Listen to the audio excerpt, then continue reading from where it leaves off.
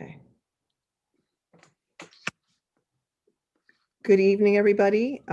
Welcome to the regular meeting of the Kensington Police Protection and Community Services District Board. It is 7:06 on January 14th, 2021. I am Board President Sylvia Hassai, and I will now take roll. Director Sharis Watt. Here. Director Natoli. Here. Director Deppie. Here. And we did get an email just a short while ago from Director Modavi indicating he was not feeling well and would not be able to attend today's meeting. With that, I would like to report back from the special meeting that we gave direction to staff, and we will be discussing this item when we reach item 7 on our regular meeting agenda. So with that, I will now take public comment on items that are not on the agenda. Please remember that you may address the board for up to 3 minutes on items not on the agenda. And I ask that you keep track of time and that you also bear with me, as this is my first time managing a meeting as president on Zoom. So as many of you know, it can be challenging. So I appreciate your patience and grace. I'm going to call on Larry Nagel, who has asked to speak. Okay, Larry, you should be able to speak if you unmute yourself. Oh, hopefully you can hear me. We can, thank you. Great. Yeah, this is Larry Nagel. As the new president of the Kensington Fire Protection District, I just want to wish everyone a very happy new year and say that I am personally looking forward to working with the police board to address the many problems that we need to solve in Kensington. So good luck to everyone and happy new year. That's all I have. Thank you. Any other members of the public wishing to speak? Okay. With that, we will go to the board and staff communication, and we'll start with Interim General Manager Bill Lindsey and his report. Thank you, President Hassai. My report is basically the agenda items that are on the that are before you tonight. And I don't really have anything to add to that. I'm looking forward to the discussion and be glad to answer any questions you may have. Thank you. Chief Schold, Interim Chief Schold, would you please give us your report?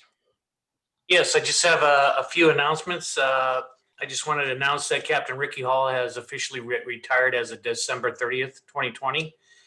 As you probably know, Captain Hall was hired in 1997.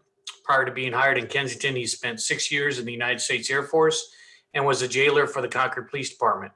During his 23-year career with Kensington PD, he held the ranks of police officer, sergeant, master sergeant, interim, chief of police, and captain. Captain Hall has received numerous letters of appreciation throughout his tenure and is well known in the community. We wish him the best in his retirement. Captain Hall did not wish to have a formal event, but if anybody wants to send him a note or good wishes, you can forward them to me and I will make sure that he gets them. And I also want to announce that I promoted Detective Nath to police sergeant on January 4th of this year. And I've hired an experienced police captain by the name of Mike Gankas, who will start January 18th of this month. I will talk more about both of them during the next board meeting when I swear them in.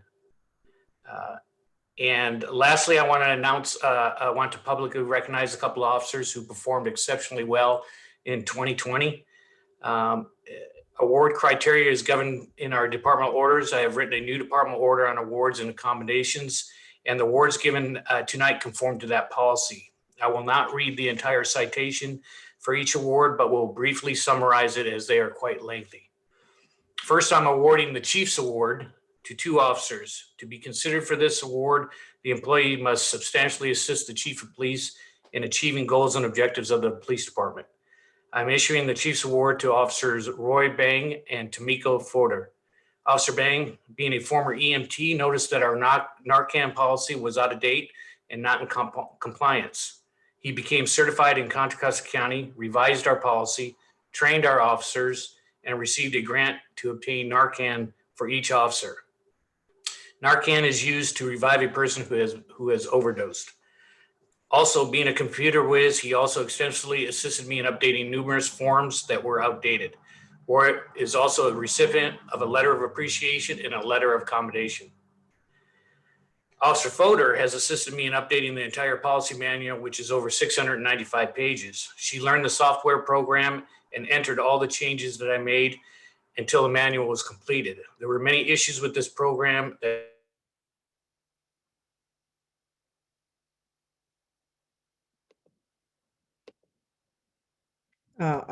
Chief Schuld, could you unmute yourself? I think something changed on the setting. how's that? Yes, I'm sorry. If you could just start again with Officer Fodor. Okay. Officer Fodor has assisted me in updating the entire policy manual, which is over 695 pages. She learned the software program and entered all the changes that I've made until the manual was completed. There were many issues with the program, and she worked through all of them like a champion.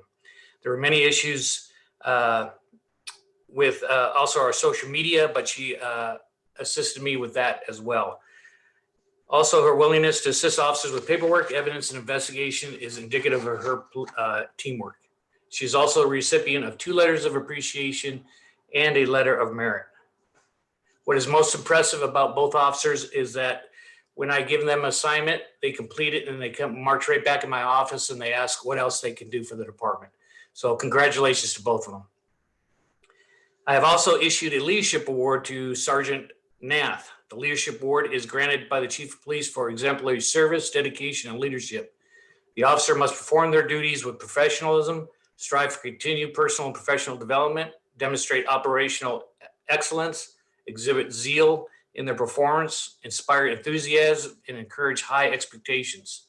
Sergeant Nath has been doing a tremendous amount of work, and I can't stress that a lot. He has worked extremely hard all hours of the night and day. He has managed numerous law enforcement computer programs that are too many to list. He is improving our payroll management system, received 5 letters of appreciation and accommodation. He is on the wellness committee with Officer Harms. He is a mentor, and he also often takes calls at all hours of the night, and his energy is contagious. He just received a BS degree and is registering for classes for his master's degree. Most notably, he recognizes deficiencies and problems and takes initiative to solve them by recommending solutions. He is always there to assist me or another officer. So I want to congratulate him for the great job he's done this year. Finally, I want to recognize Officer Brad Harms, who was named Officer of the Year. The Officer of the Year Award recognizes and honors members who display the greatest work ethic and professional attributes as recognized by all members of the organization. Brad has done an exceptional job this year. He has worked extensively on the evacuation planning and traffic safety.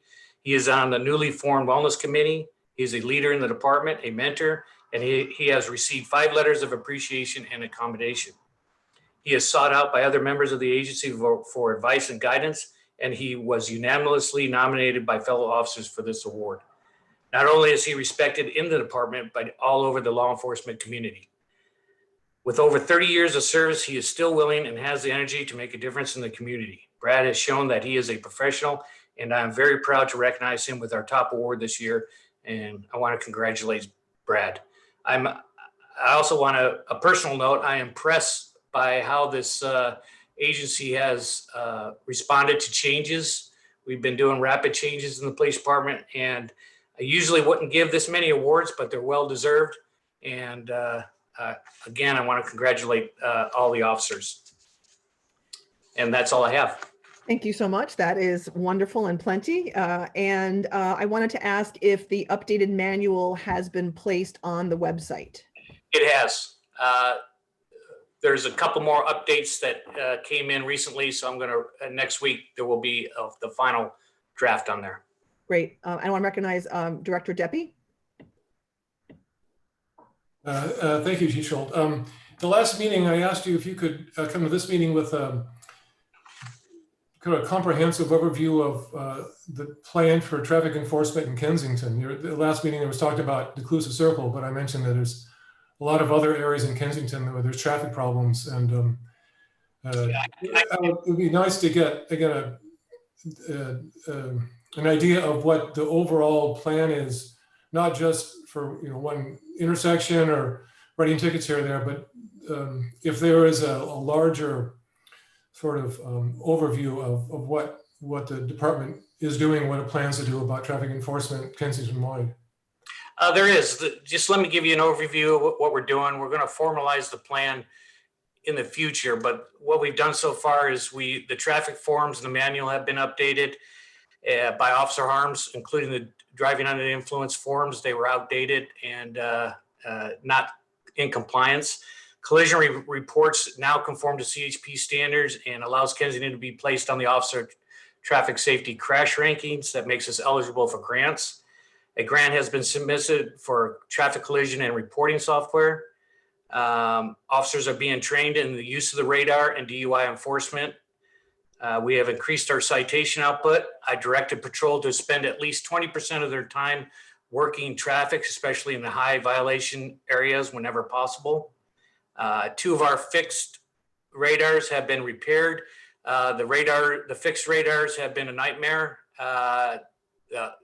First of all, the passwords were outdated. We couldn't get into them. We had to call the company to get that.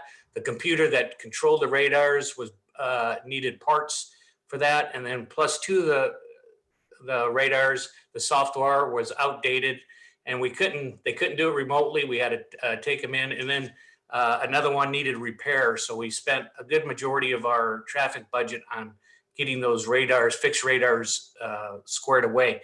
I think finally, after months of working with these fixed radars, we're going to get useful data out of the radars. To take some of the workload off Officer Harms, Officer Bang, and Officer Jose Fajardo, I've been put in charge of getting the data off the radars. So we're going to get it monthly, and they will go over it with Officer Harms, the traffic safety officer, who will then disseminate it to the department. And I will also keep track of what intersections and areas are being worked, and seeing the citation output, the warnings, as well as the regular citations. Officer Harms has identified hotspots within the district that are either high violation areas or high resident complaints. And he has communicated this to all the officers, along with my directive that 20% of their time will be working radar. Some of the other hotspots I can say off the top of my head are Arlington, between Cowper and Recon, of course, Franciscan Way, and of course, Berkeley Park, Calusa Circle area. And I was just informed of a couple other hotspots this last week. So right now, I wouldn't expect too much. We have a lot of officers out because of being sick. Hopefully they'll get better soon. But we got 4 officers that are out right now. So we're traversing through that and revising the schedule. I'm also investigating simple software solutions so I can keep track of where the officer's time is going and how long they're spending at a particular area of the hotspot and how many citations, so it's easily recordable. And then with that data, that can also see how that's working in that particular area, whether there's a decrease in traffic accidents or a decrease in traffic violations. And I want the public to know that we are still utilizing warning citations. Officers do not like giving citations out, but they'd have to because that's part of their job. But they will give out warning citations unless it's a serious violation or you've already gotten a warning violation, which they can easily check through our computer system. So it's still in the process, but I know traffic is a big problem or concern of residents in Kensington. So we are working on that.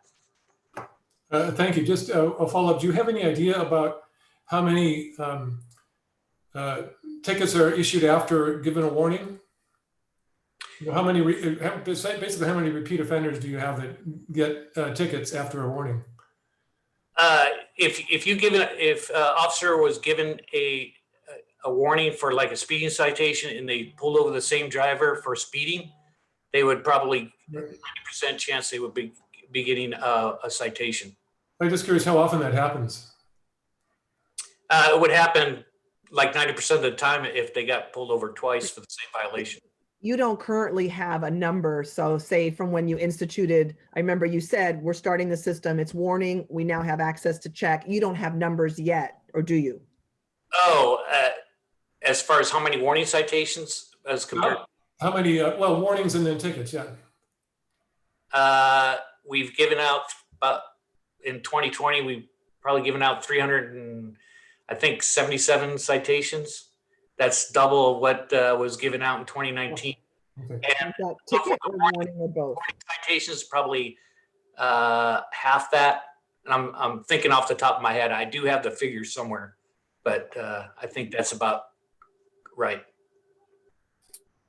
Okay, thank you. Director Sheriswat.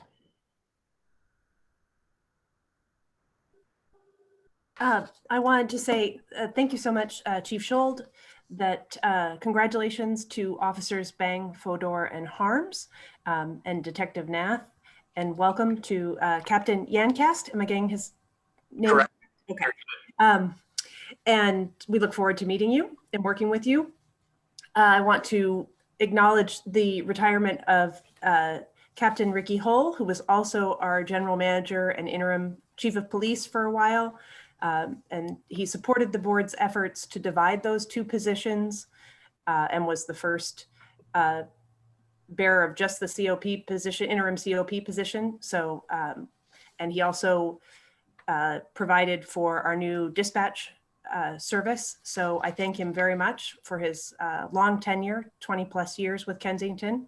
And we are very grateful to his service. I also, congratulations to Larry Nagel. Larry, we look forward to working with you. And I want to remind everybody, everyone knows, but if you're vaccine eligible, I was encouraging a Kensington resident today who is not a relative, but over 65, please, if you can be vaccinated, do, and keep yourself well and healthy. That is all. Okay, thank you. And any other board member questions or comments? No? Then we'll go to Board of Director Communications. Do any board members have anything they would like to just say at this time? Okay. We will move on to the consent calendar. I will list the items that are in the consent calendar. They are at this point transmittal or informational, and if anybody wants to pull anything, we are receiving and considering for approval the minutes for the regular board meeting of December 11th, 2020. And we have information for the financial reports for the month ending November 2020. We have a final form of contract per the request of Director Modavi and others, I guess, for contracts for William Driscoll for maintenance services at the Park and Community Center, and a final form of contract with Fernando Herrera for maintenance services at Kensington Park and Community Center. Again, those three items were informational. And then there is also an approval of a contract extension for Interim General Manager Bill Lindsey, because his contract actually officially expired on December 31st. And General Manager Lindsey, you have something to say about that? Yes, thank you, Madam President. I just wanted to let the board know that I will be officially recusing myself from any participation in item 6. Thank you. Any questions, comments, or corrections, or wishing to pull any items from the consent calendar? All right, unless these are new hands, I see Directors Deppy and Director Sheriswat. So Director Deppy, why don't you go first? All right, I just have one correction. And that is page 3 of 5, the end of the first paragraph. It reads, President Deppie reported that he and Director Sherswell will provide an update on the paths once they gather more information. Actually, I said that I was hoping to get more information, but we would provide an update no matter what at the next meeting. Okay, we'll allow the clerk to take that correction and to get info and update. Okay, Director Sherswat. Two minor corrections. The top of page 3, the volunteer, her name is Paula. So it just needs an A. That's the Paula Black, first paragraph. And then on page 4, it's under item 7, the word litter, I think was what, and it reads leader, but I think it should be litter. And that's item 7. That's all. Okay. Any other corrections or wishing to pull any items? Okay. So I would like to make a motion that we adopt the consent calendar with the changes that were indicated by Director Deppie to update language on the fact that they were going to provide an update on the paths. Regardless, they were trying to get information, but they would provide an update. And Director Sherswat's changes to page 3 to change the volunteer's name to Paula, adding an A, and page 4 under item 7, the word leader to litter. I'll second the motion. All those in favor? You should take a roll call. Okay, sorry, thank you. Director Sherswat, Yes. Director Natoli. Yes. Director Deppie. Yes. And I vote yes, so that's 4 votes for adoption of the consent calendar. Okay, we're now moving on to board discussion for item 7. We will have the item presented, and then we'll allow for the board to ask any clarifying questions, and then move to public comment before concluding with board discussion and motion.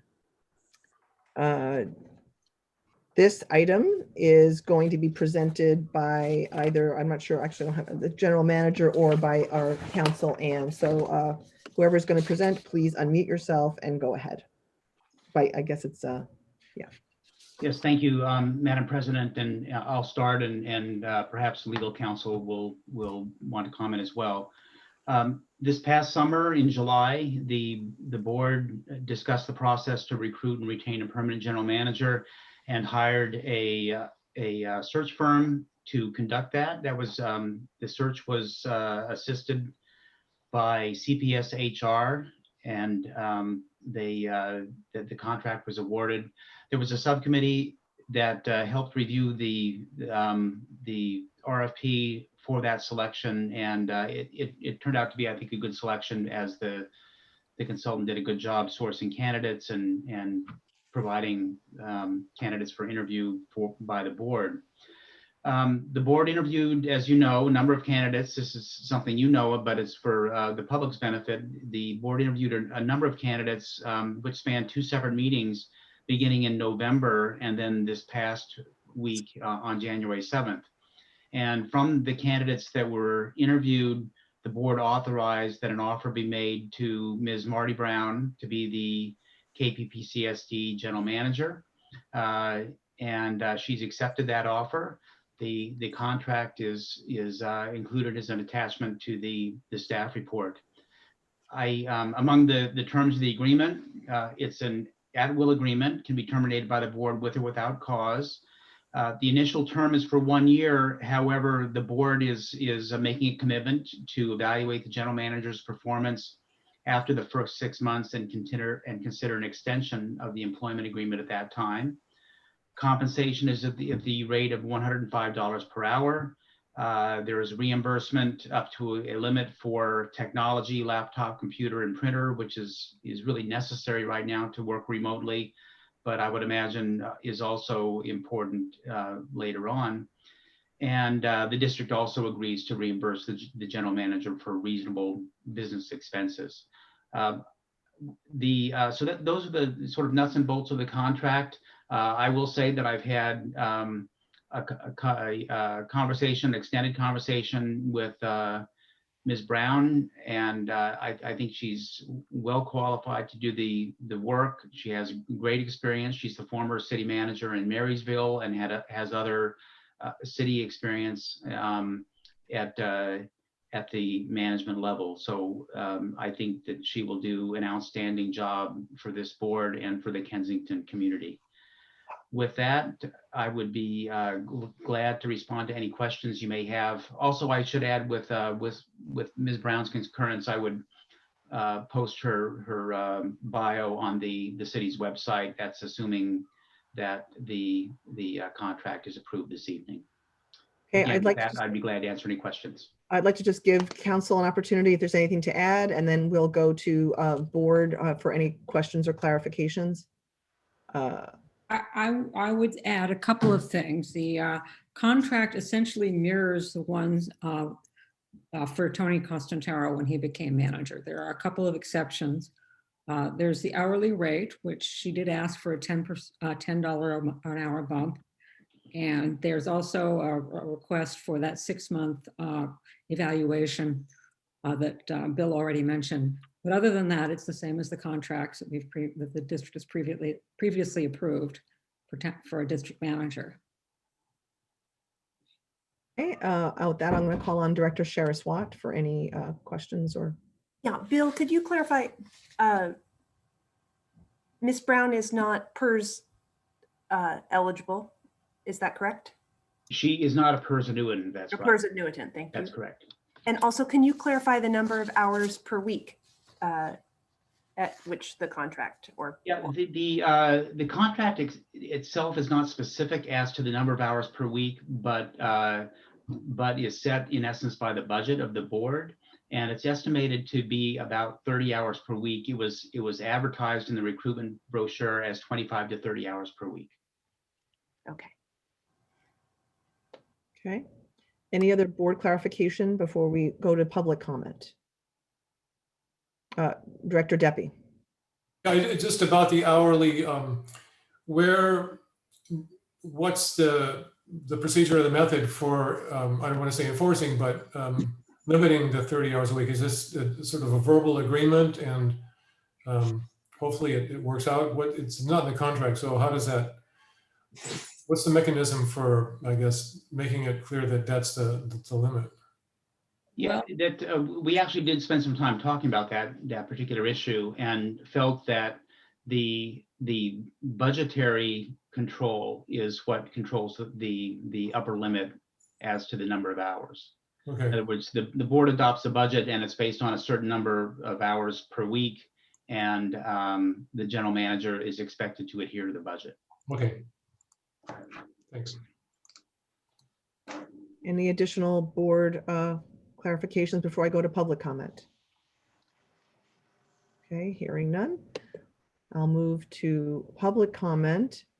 I see Ferry Nirumond would like to make a comment. I'm going to allow you to talk.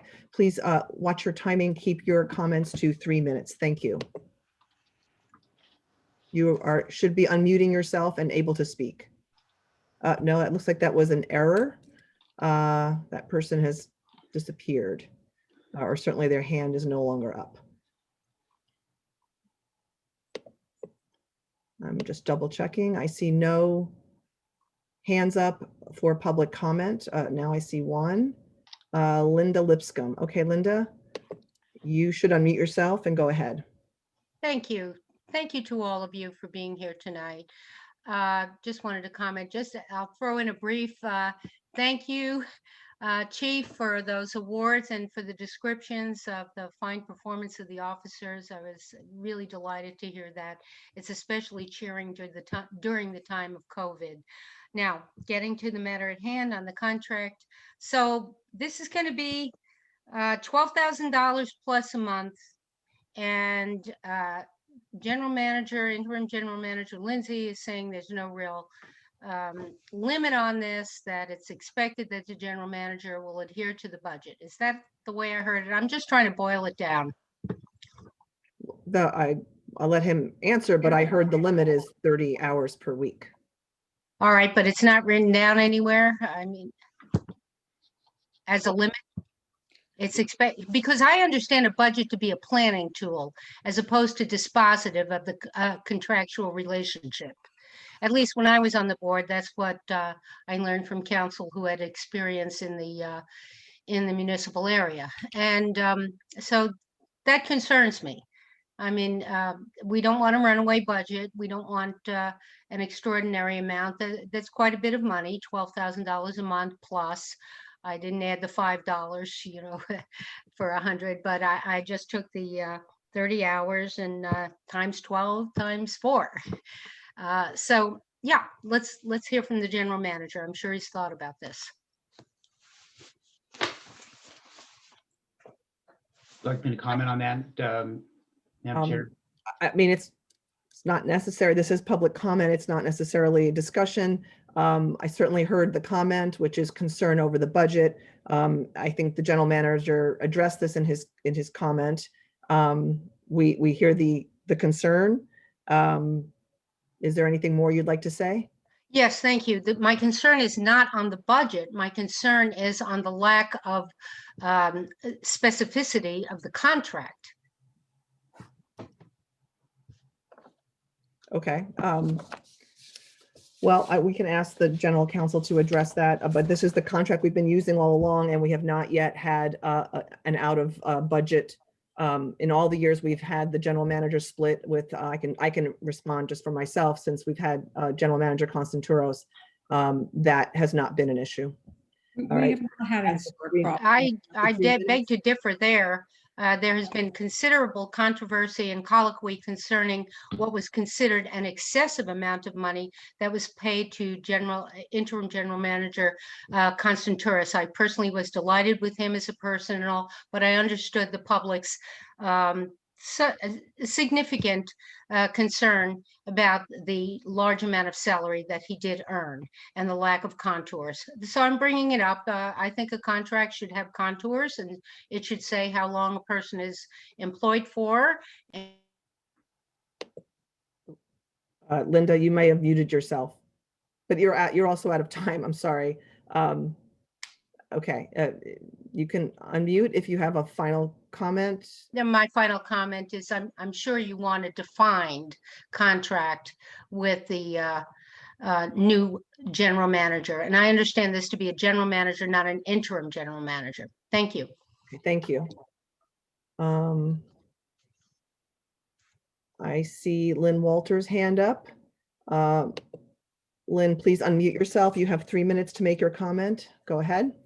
Thank you very much, Sylvia. You are incorrect with respect to former general manager Constanturos. He ran over budget by, I believe it was about 15-20% each year. So I agree with Linda. It would be good for there to be specificity in this contract. Thank you. Bye. Thank you.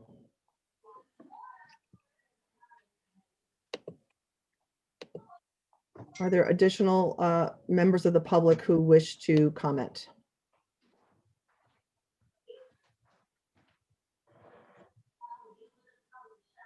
Okay, I see none. We're going to go back to the board for discussion.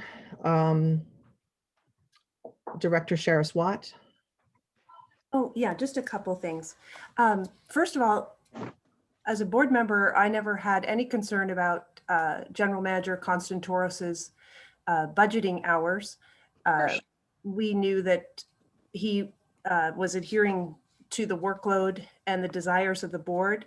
Had there been any problem, I think we would have brought it to him immediately. I did actually have problems, which I brought up time and again, about administrative staff overage on hours, which unfortunately wasn't rectified for quite a while.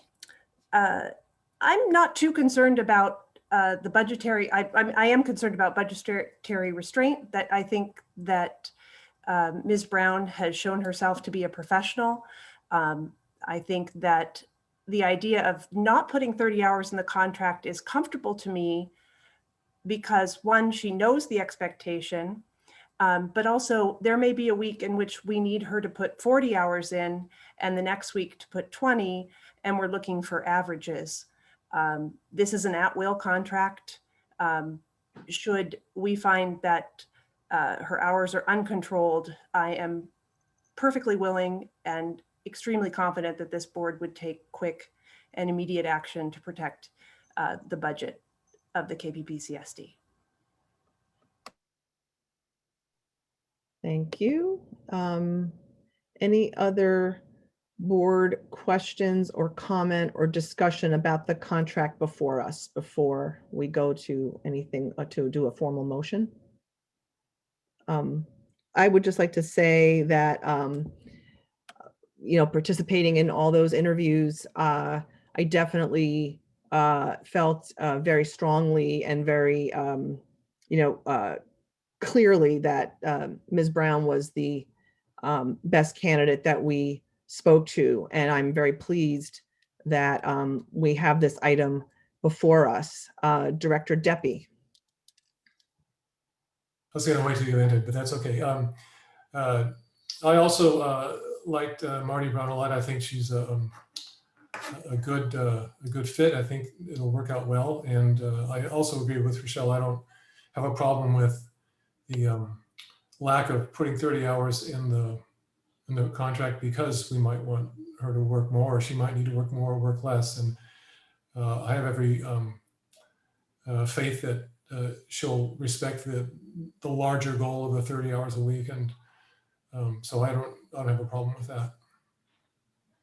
Okay. All right. Does anybody want to take the lead on making the motion for this contract? Director Sharis-Watt. I would like to make a motion that we enter into an employment agreement with Marty Brown to provide services as a general manager for KPPCSD. The contract length is 1 year at an approved salary of $105 per hour. The employment is at will, and the parameters are outlined in her contract. Anything else needed, Ann? I'll second the motion if that's good. Okay. So I'll now call roll on the motion made by Director Sharis-Watt to enter into an employment agreement with Ms. Marty Brown. Director Sharis-Watt. Yes, and just to make an addendum to my original motion, the contract is to begin January 25th, 2020. Oh, thank you for that clarification. So with the addendum of the beginning date of January 25th, 2021, Director Sharis-Watt. Yes. Director Natoli. Yes. Director Deppie. Yes. And I vote yes, so that motion passes 4-0.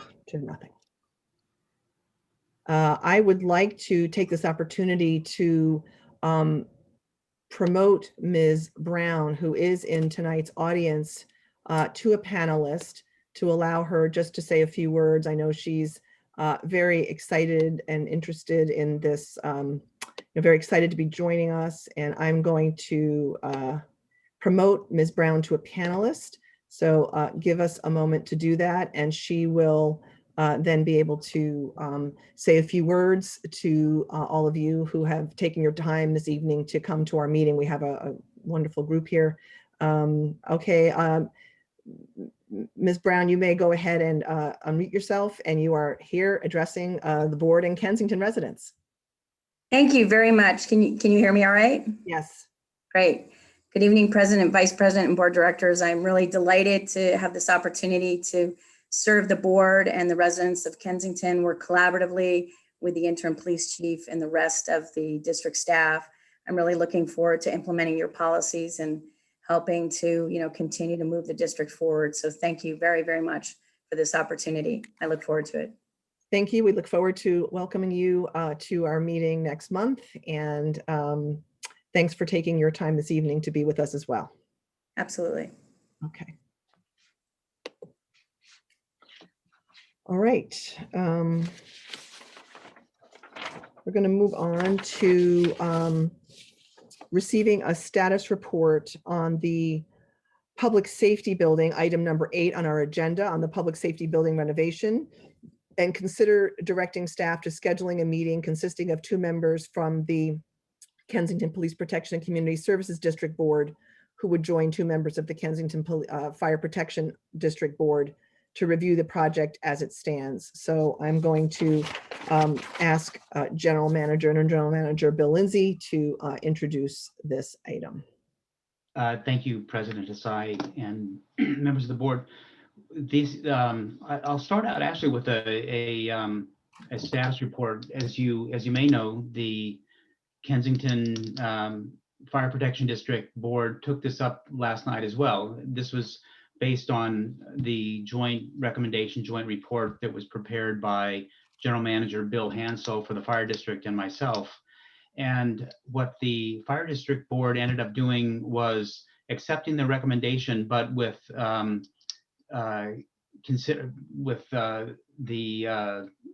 thought that there would be a joint meeting of the full boards. So the recommendation, the summary of the recommendation was to schedule a public meeting consisting of 2 members from each of the boards. And actually, based on the fire board's action last night, the recommendation and the context with which you should review this is for a joint meeting of all 5 members of each board of directors. So I won't go through the background. I think that is certainly well known to you.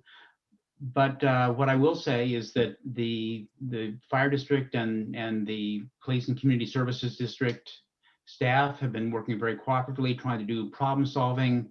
And we think it's important at this juncture that the staff get policy direction regarding the facility, the conceptual design.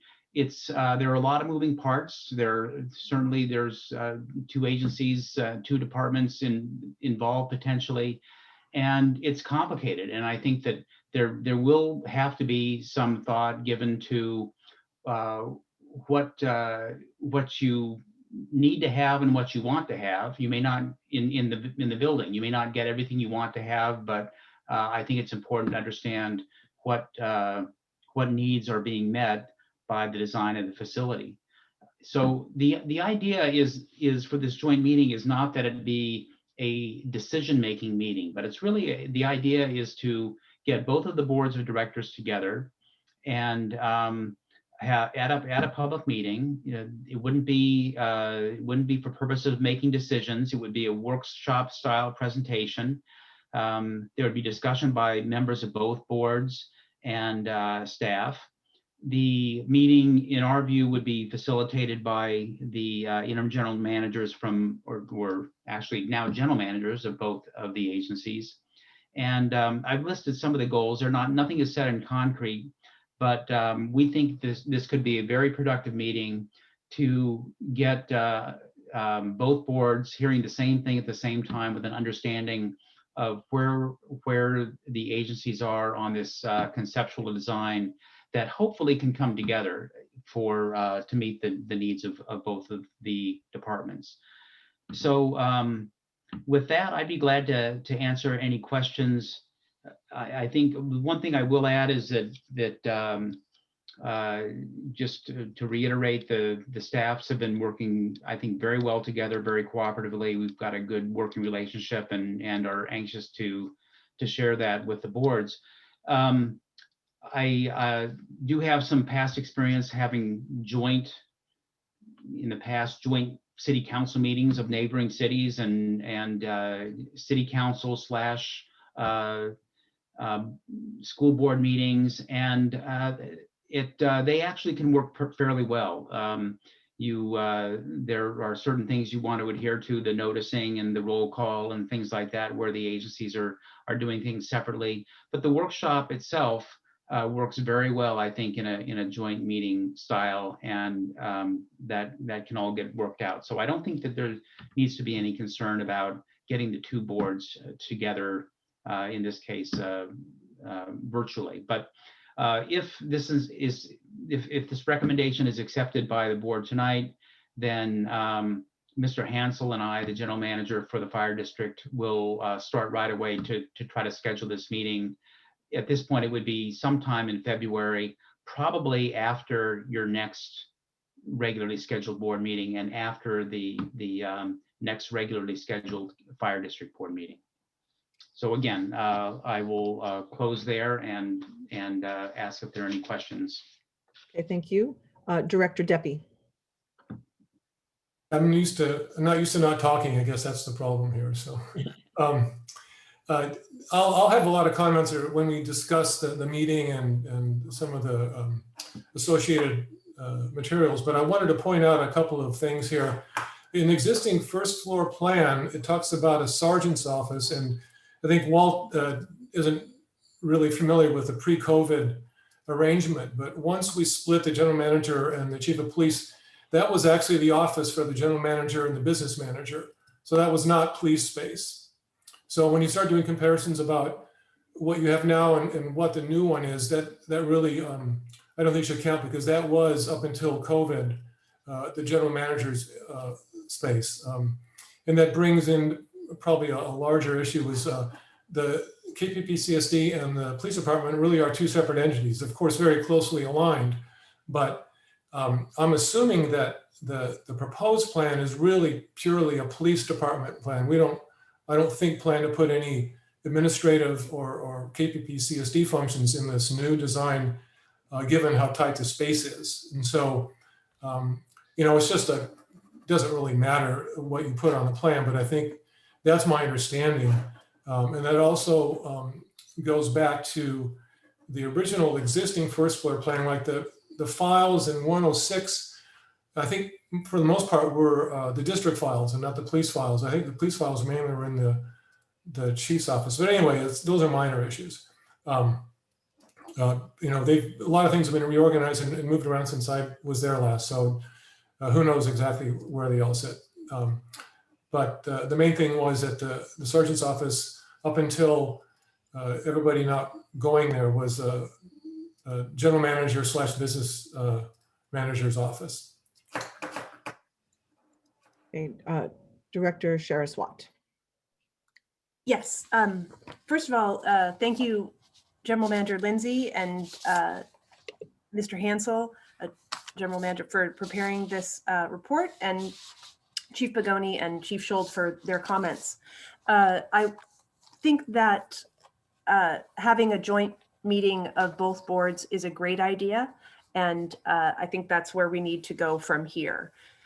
If we went back to the 2x2 committee, neither of us has any bargaining power, and while it may seem a bit unwieldy to have 10 board members and 2 general managers and 2 chiefs or plus community at a meeting on Zoom, I think we can do it, and I think we can hammer out a solution where we get both departments into that building with some big improvements, and maybe not everything we want, but I look forward to having such a meeting. I do want to reiterate that my understanding, though, is that at the joint meeting, we wouldn't be hammering out those solutions necessarily, or we would be talking, but we'd still have to go back individually, I think, to each of our respective boards in order to provide policy direction to staff about, how to proceed. But we would be chatting about all these issues. We could we could just have a workshop type session where we don't make decisions. But if it's all 2 separate boards, I mean, I think we can, with a properly noticed meeting, but maybe workshop is fine with me. I think that was the intention of this meeting through the workshop, we may come up with, draft solutions and things like that. Okay. I think, I don't think we're gonna be locked in the room until we come up with an answer, though. All right, any more board comment, question before we go to attendees? Okay. Larry Nagel, please go ahead and unmute yourself.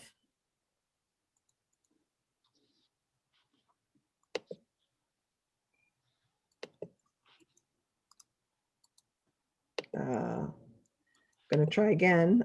You should be able to unmute yourself, Larry. Can you try to unmute? Okay, I think I'm There you go. unmuted. Yes. Yes, good evening. I'm Larry Nagel, the president of the Kensington Fire Protection District. As interim general manager, Bill Lindsey stated, our board brought this up last night and expressed the desire to have all of the board members present. And that was passed unanimously at the fire district meeting. I just would like to add my support that I think having a meeting like this will be good for both boards and also very good for educating the public about what all of the various issues are, and perhaps debugging some of the myths that are floating around. So I urge you to also approve this. I think the sooner we get onto this, the better off we'll be. And I look forward to a discourse by both boards on this very important topic. Thank you very much. Thank you. I see Kevin Padian also would like to speak. I will ask you to unmute Director Padian. Thank you so much, Sylvia, and congratulations on running your first meeting. Good for you. And Ms. Danforth, you have a beautiful cat.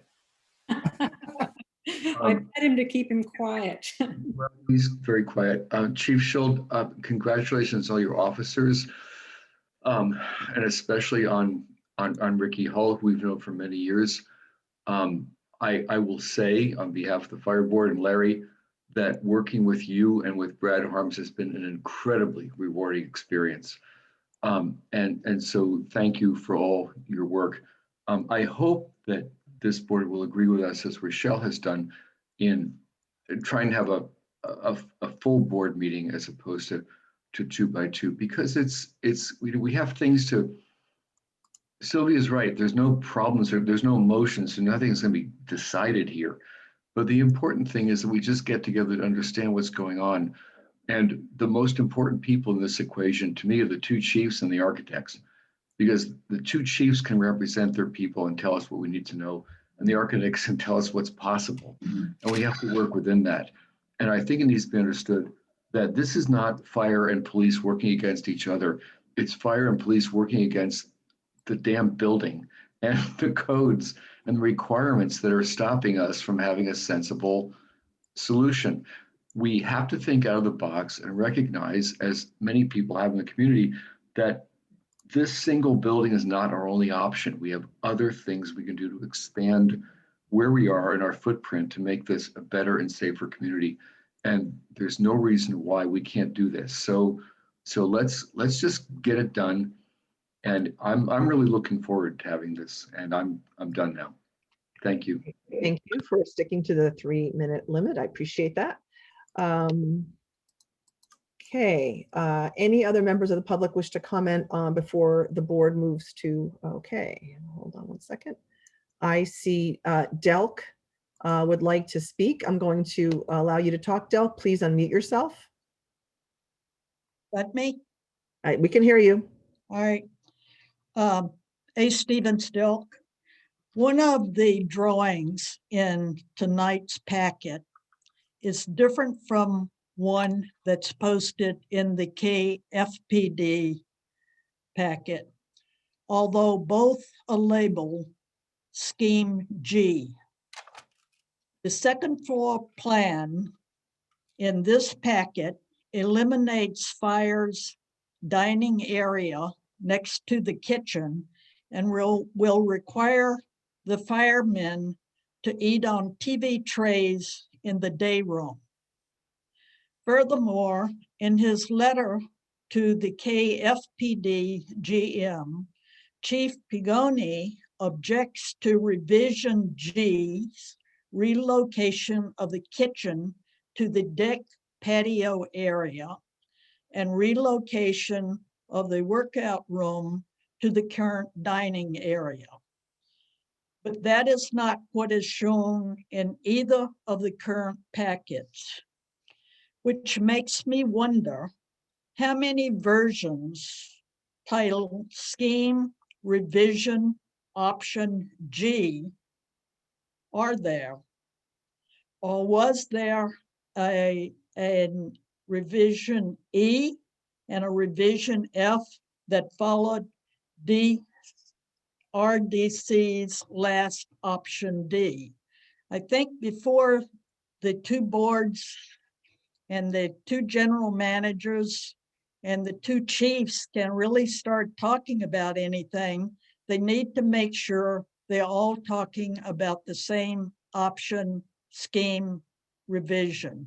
Thank you. Thank you for pointing that out. I will just go ahead and ask General Manager Lindsey to perhaps just look again at the documents and see if there's any cause for concern, or if you can have any idea about why that may be. Yeah, I don't know the answer why. It's a helpful comment to make sure that we get all board members from both boards the same information, and I will work with Mr. Hansel to make sure that happens. Okay.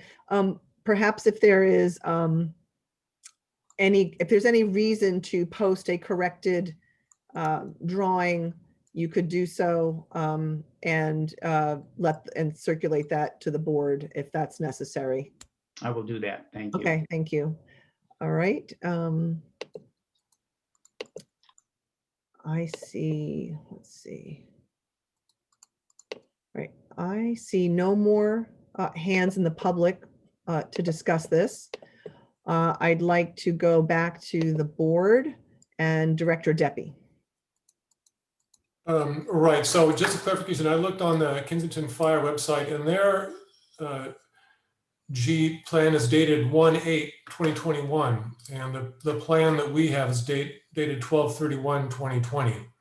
So it seems that the fire district got a later plan than we did. So that's the discrepancy there. Okay, I would just ask that the proper version be posted at the appropriate place, perhaps with this agenda packet swapped out and sent to everybody. Sylvia, can you hear me?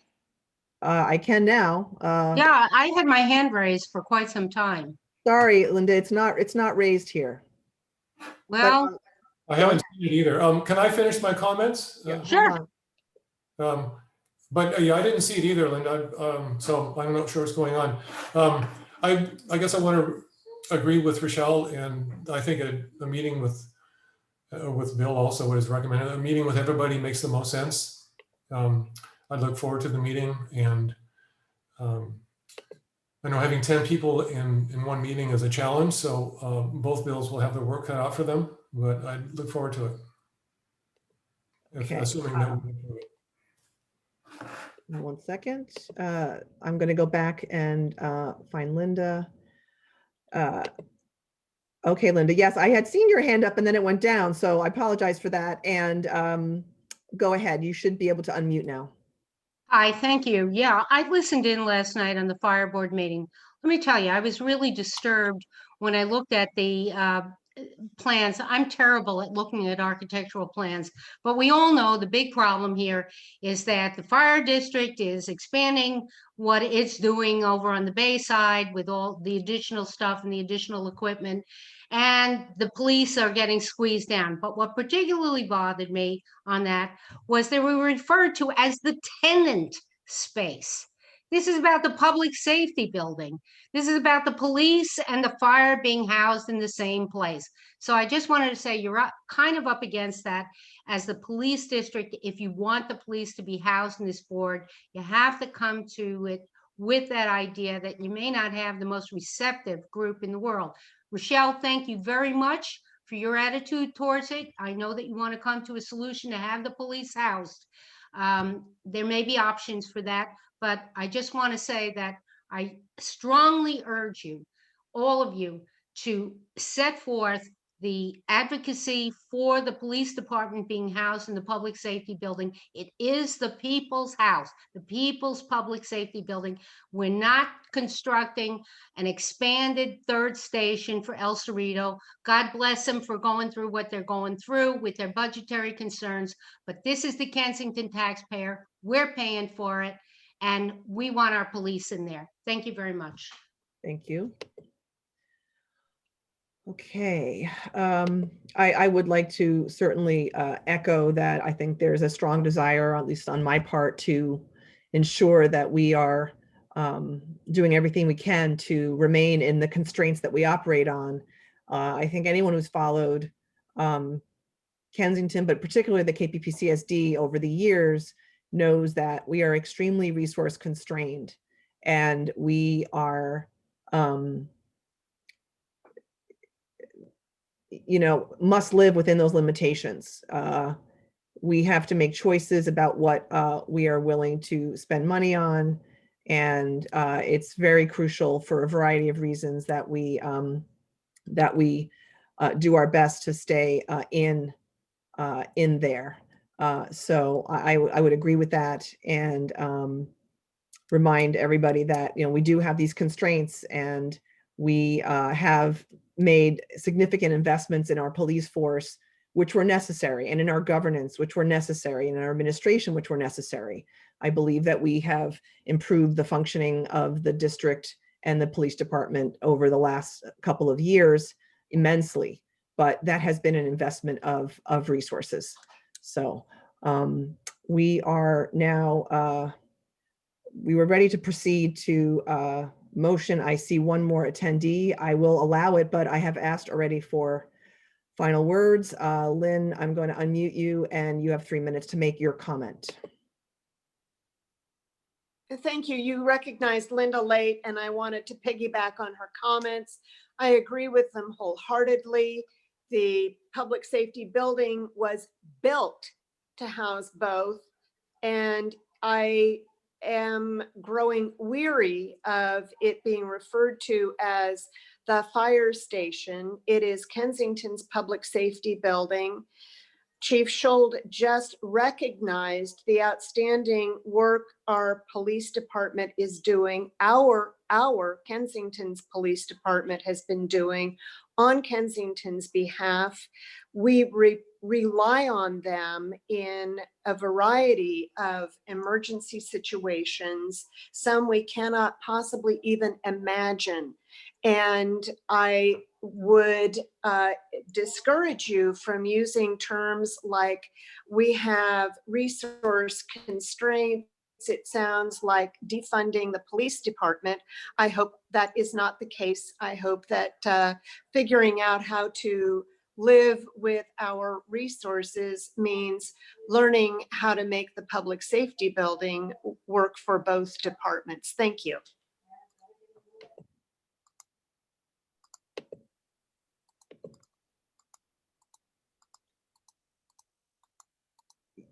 Yes, I will reiterate my comment that that is the desire that I expressed. If it wasn't clearly spoken or clearly understood, that was exactly what I was saying, and that despite resource constraints, we have made the police department a priority, and that is predicated on a shared building. We have invested greatly in improving our police department, and we are now a fully staffed, well-functioning, as Chief Schold has pointed out, department, and a change in the status of our housing would upend much of the calculations and the things we have done over the last couple of years to make it tenable. And in fact, it is still, a question about moving forward as we are to make sure that we remain within our budgets. So both districts, on behalf of the taxpayer of Kensington, need to keep that in mind. Last chance for a board comment before we go to making a motion. Okay, I see no additional board comments, so we will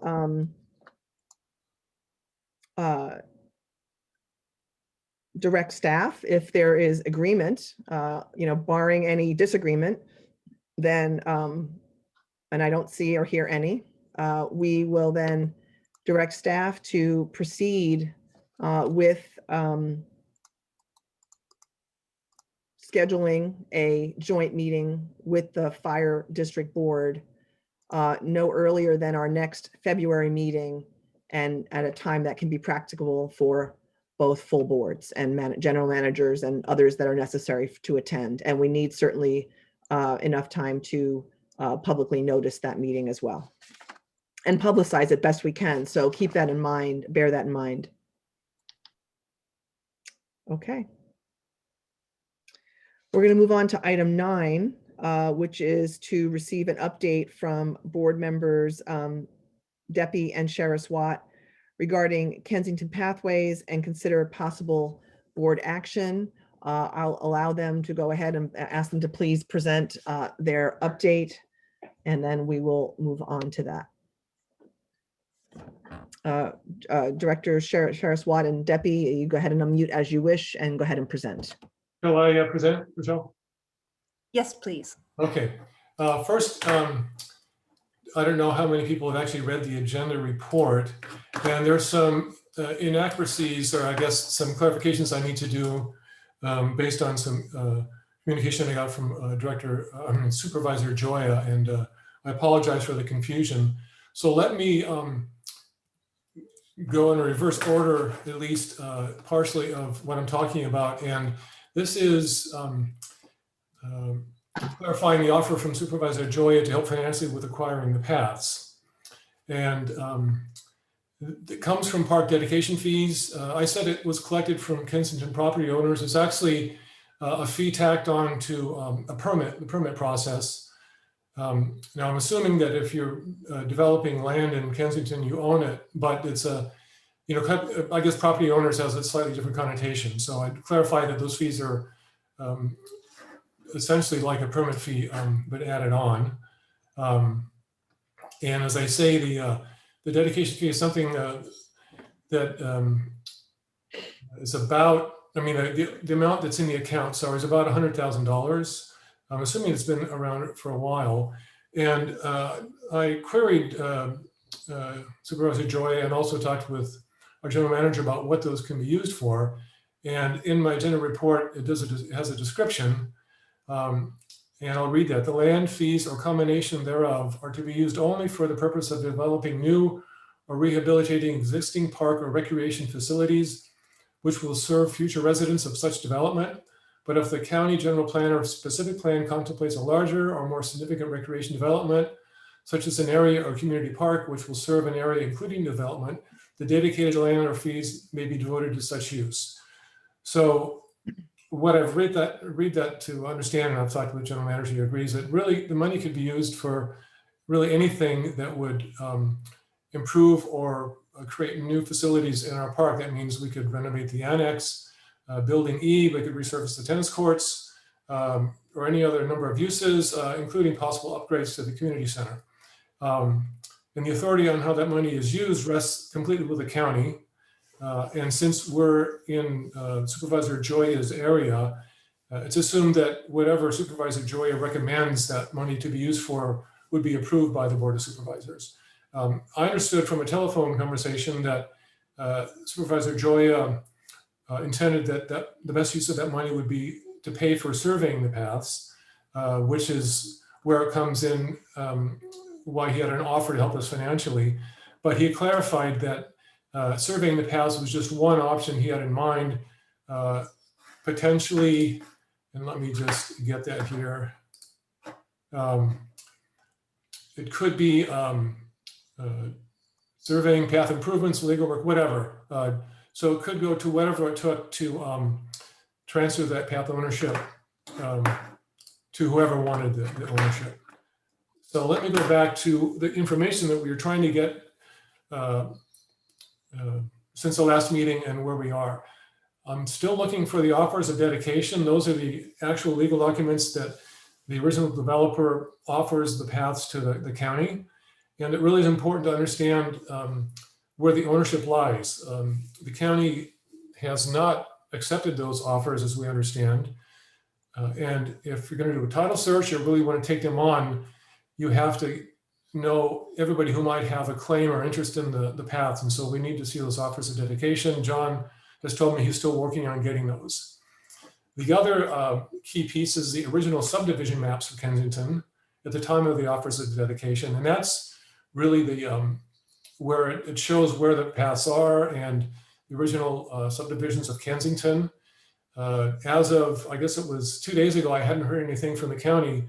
So I contacted the assessor's office, and a very helpful person gave me some online tools where you can have to do a reverse lookup of the property and then look for the subdivision and then look at the map for that, and you can start to see the paths. And I've started with that, but it's time consuming, and it might take me another week or so just to find the spare time, but I'm sure by the next meeting I'll have all those maps. And I've got some comments here, but I'll go through this list first. The property tax history for the paths. According to the assessor's office, the paths were never assigned a parcel number, and that's what I've seen from the ones that I've seen. So there really is no property tax history. Survey cost. I got an informal estimate from a local company that I know, and the amount would probably be between 70,000 and 100,000, depending on the ease of access and other factors. You know, if they can't really get to certain properties and they have to negotiate around, it could be more, it could be less, but it's in the ballpark of 70 to 100K. And we'd have to do some secret reports. They may be just negative declarations, but that still costs money. So we're still researching what the approximate cost would be. And I'll go back to the subdivision maps, and why that's important is just we really need to know exactly what we're talking about. And I'll give an example. I think you'll remember at 2 meetings ago, I mentioned that the paths were annexed into Kensington, into something called the Zone 21, which is a landscape district. That Zone 21 provided for maintenance of the median along Arlington, the Calusa Circle, and what's called the pathways. And the Kensington pathways were capitalized, so they obviously had a legal or an official meaning. And I was able to get a hold of the map for Zone 21, also the same person in the Assessors District, which is very helpful. And it turns out that the paths that the original path committee that the KPPCSD put together, they only had a subset of what the paths are in Zone 21. There's actually 4 additional paths according to these maps down by Kenilworth, Coventry, Edgecroft. I'm going to get this map up on the website so people can see it. The other interesting part is that the path that's identified as part of Beverly Court appears to be not a path, but actually Beverly Court is one continuous street. So this can all be worked out, but I think the fact that we had a committee that spent probably years on this and they still hadn't discovered these additional paths and they mischaracterized one of the paths means we really need to see all the source documents to really understand what's going on, because there seems to be some information that's passed down over the years that hasn't been correct. So that's why we really need to see the subdivision maps and also the offers of dedication, just so we've got a complete understanding of everything we're looking at. And again, given what I've seen with the tool so far, I'm confident I can get all the subdivision maps that will show the paths on there. But the offers of dedication, I'm not sure who to talk to if I can't get any information from Supervisor Joyce's office soon. So if I don't hear anything, probably by the end of the week, I'll start talking to maybe somebody else in the county to see if we can find those. So that's the status of where we are with additional information. There's a lot of options about what to do with it. My recommendation is we table this until we've got a complete overview of what we're talking about. The paths aren't going anywhere. We really need to understand exactly where the paths are. As I said, there's additional 4 paths that weren't identified in the committee of the previous board. and there's one path that doesn't seem to be a path. So I would feel more comfortable if those issues are resolved and we find the Office of Dedication, and then come back to the board with that complete set of data, and we can get hopefully the CEQA estimation, and possibly with the offers and the subdivision maps, maybe get an estimate for title reports as well. So I'll take any questions on this. Let me recognize Director Saraswat first, and then Okay. we'll go back around. Okay, Director Saraswat. Yeah, real quick. I want to thank you so much, Chris. You've been doing the lion's share of the work on this and gathering all this information and analyzing this data. If it's the pleasure of the board that Director Deppie and myself continue to work on this project, even if it does not appear on every agenda, I think we would very much like to. We appreciate all the community support and the letters that are passionate about the paths. And I'm very excited to move this project along, but it is a lot of moving parts.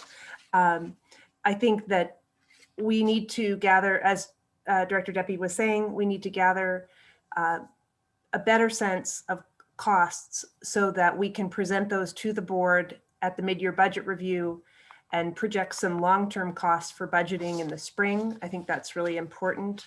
I think we would like to see making sure that we have a section of the website that you can go to where when we gather information, you can connect right there and see, or if you have information on the paths, that would be terrific. Please send it to us, email, or even if it's interesting old photos or anything, that would be really great.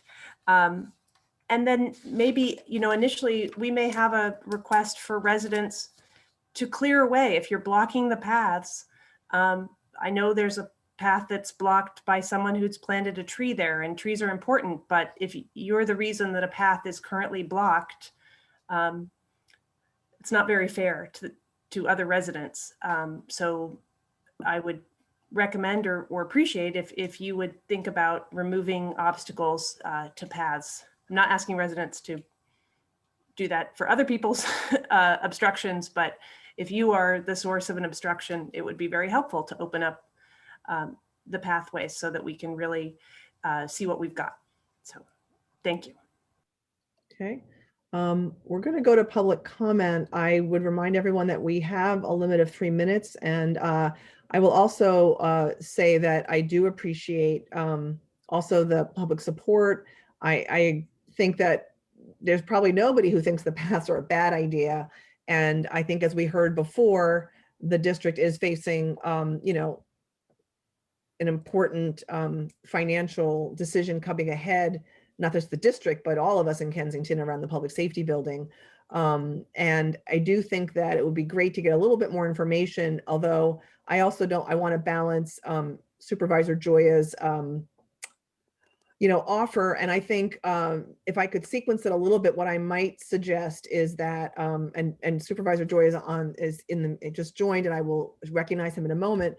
But I think that we are already planning this meeting for the joint meeting, and we're about to start with a new GM. So I would propose that we at least give ourselves another month or so to gather more information, orient the GM, because that person will be an important part of this process, and then potentially look for a meeting with Supervisor Joya in March to talk further about, what is possible and what we know from Director Deppie's information gathering. And then we also will have had done our mid-year budget review, which I also think if we want to dedicate resources, or we will look at that next month. So I would suggest that, but I will now recognize Supervisor Joya and thank him for joining. And John, you should be able to unmute yourself. And in fact, I'm going to promote you to a panelist. Great, thanks. Just hold on a moment and you should be able to, there you go. There we go. Yep. All right, thank you, Chair. First, thanks for taking this issue up today. Let me just say, Public Works is working on putting together the documents you've asked. Let me be really clear. Public Works is working to set up vaccination centers. They've been helping operate our test centers, and I'm not going to ask them to prioritize this over the work of COVID. That is why it's taking them longer, and I hope you would appreciate that. So what they have said, and what I've offered several times, is I think the most efficient way for you to help to get the information you need is for us to set up Zoom meetings with County Council, our Public Works, and my office, so you can directly talk to them. We can all identify all the information that you need so that they can assemble it. Talk about the history. I think there's no replacement for talking directly with the Public Works staff and County Council on this issue. And so I think that would actually take less of your time, our time, and be the most efficient thing. That's typically when we've worked with cities on joint issues, we set up meetings, we have some discussion. And so I would suggest that. The maps, they can assemble, put that together. The issue of the legal issues, our county council is happy to help identify them, and then you could run those by your county council when you deem appropriate. So we want to basically help you get the information you need. And with regard to the funding, as you clarified, Chris, that $100,000, which is one-time funding, we don't expect it to really be replenished because, as you know, there's very little development that occurs in Kensington, very little new home development, that is. And so we want that funding to be used in an impactful way, not for things that are already in the works. For example, we've used the funding, and it's been larger in North Richmond and El Sobrante, to fund an urban educational farm that's being built on 3 acres in North Richmond. We use the El Sobrante funding for major improvements around the El Sobrante Library and a home for the El Sobrante Historical Society. Given the long-term support and discussion about paths over decades in Kensington, I'm prepared to have all of that money be used in whatever the most beneficial and useful way is with regard to the paths. Understanding that there's going to need to be an ongoing source of revenue to maintain the paths, something that we need to talk about and discuss and what makes sense. Should the county do that?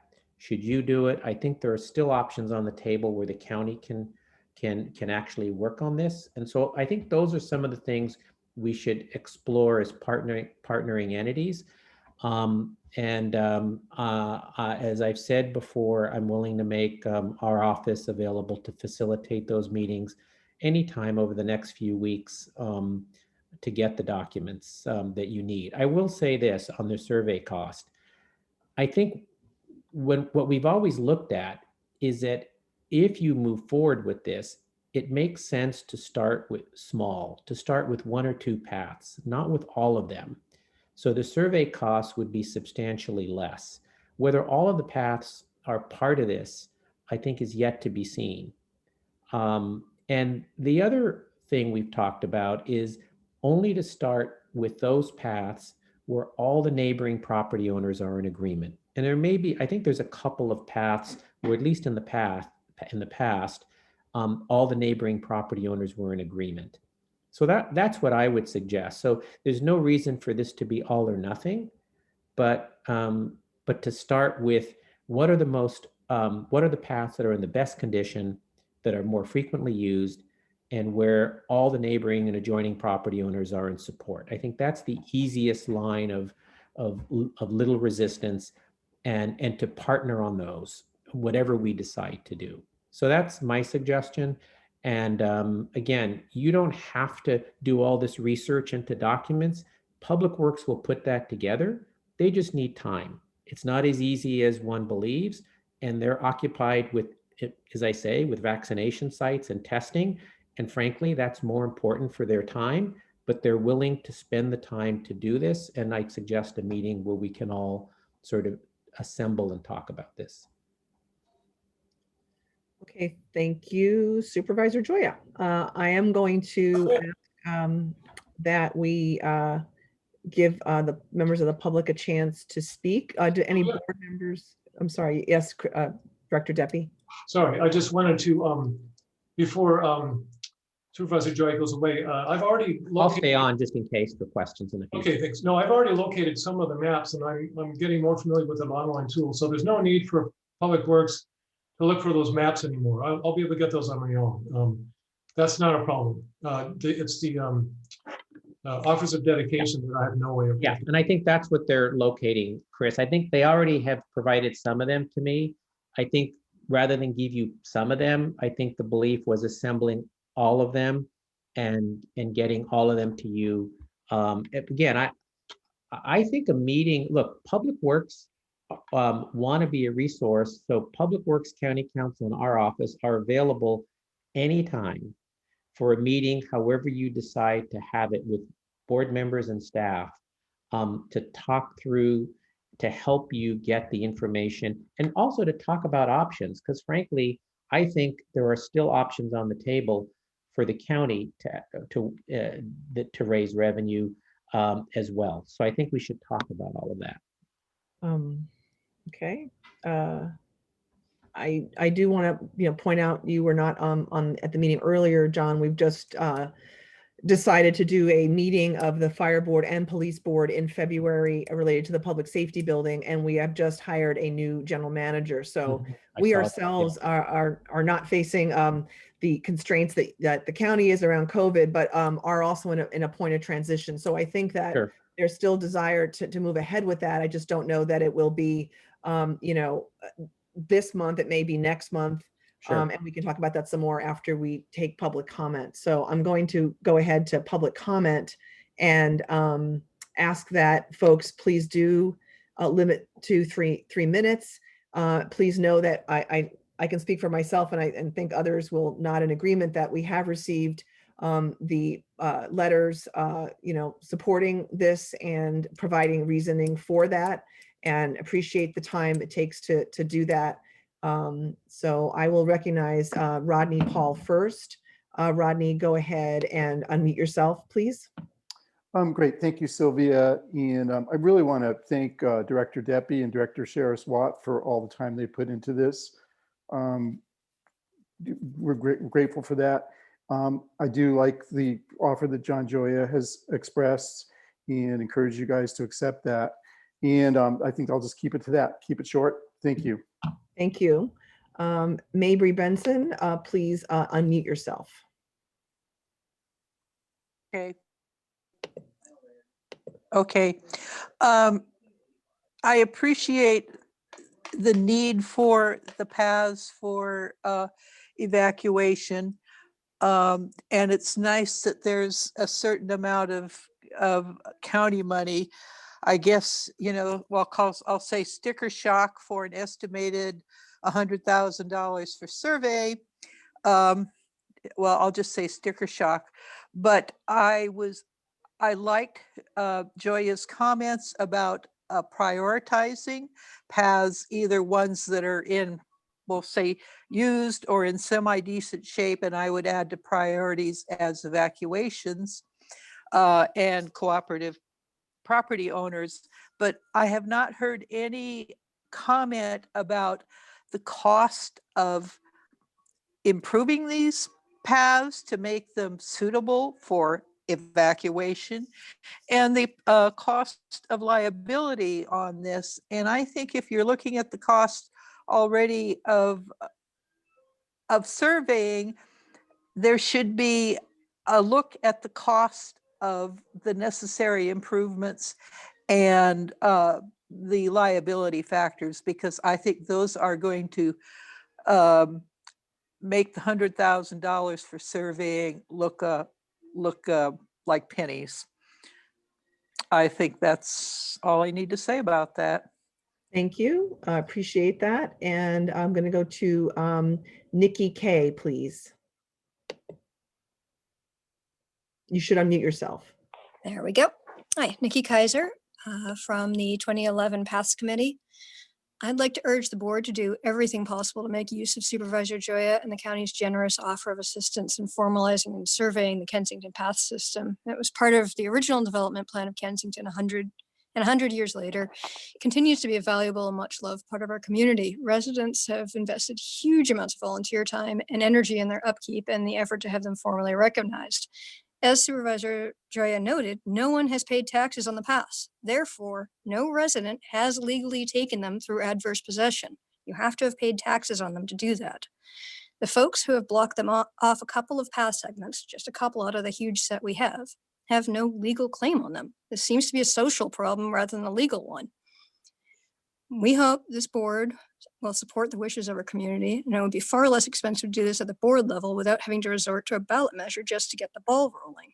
Let's save the ballot measures for possible future funding, which is definitely an option once the board decides to act on this. And I also want to take a moment to thank Supervisor Joya for all his help on this and his invaluable work in protecting us and our community from COVID. I know it's been incredibly stressful, and he deserves all the thanks we can heap on him. Thank you. Thank you, Nikki.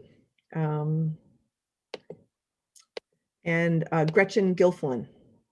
Gretchen, you should be able to unmute yourself.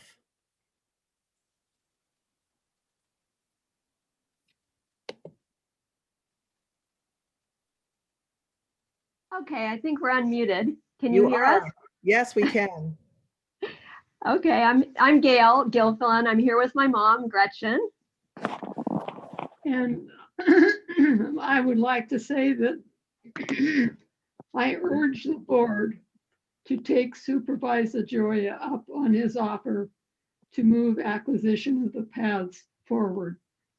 And I say this with deep love in the bottom of my heart, because I've worked on the paths since heaven knows when here in Kensington. Thank you, Supervisor Joya, for your kind offer. And I'll add that my mom, her house abuts the Coventry path. Thank you. And nice to hear from you, Gretchen, and Gail as well. I'm going to put your hand down. And Meryl Natchez, I think, is the next person to speak. And then I'll get back to you, John. And Meryl, you should, excuse me, unmute yourself, I think. I have yet unmuted. Thank you. Yeah, I just want to add my thanks to Supervisor Joya. I think he's come up with an excellent plan, and I would not understand any reluctance to go through with it. It seems to make perfect sense and to include some county funds, and the paths are pretty important for so many reasons, as we heard 2 meetings ago. So I think we should support our supervisor's idea. Thank you. Thank you. Supervisor Joy, if you just give me a chance to get through a couple of public comments, and I'll let you wrap up. I see there's Jane K. Jane K, if you unmute yourself, you should be able to make your comment. Hi, my name is Jane Kaplan, and I've enjoyed using the paths for years for walking along, enjoying the beauty of them and the access up and down the hills. And from that, I got recruited by Gretchen to do path beautification. I've been doing that for many years now, and I really appreciate Super Joya's thoughtful ideas on the best strategy to approach acquisition of the paths. And I thank the board for, I'm pleasantly surprised at all of the support that the board has expressed towards acquisition of the path. And I appreciate that and hope it moves forward to preserve them and clarify ownership. Thank you.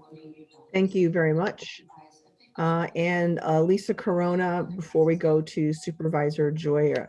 So Lisa, you should be able to unmute yourself now. Hi. Well, I just want to chime in too and really thank Chris Deppie and Rochelle Sherris-Watt for initiating this and getting it going and delving into the deep dive of the details. And so thank you very much for continuing the research that has been happening over many decades. I also want to echo the offer to meet collaboratively with the county and John Joya's staff.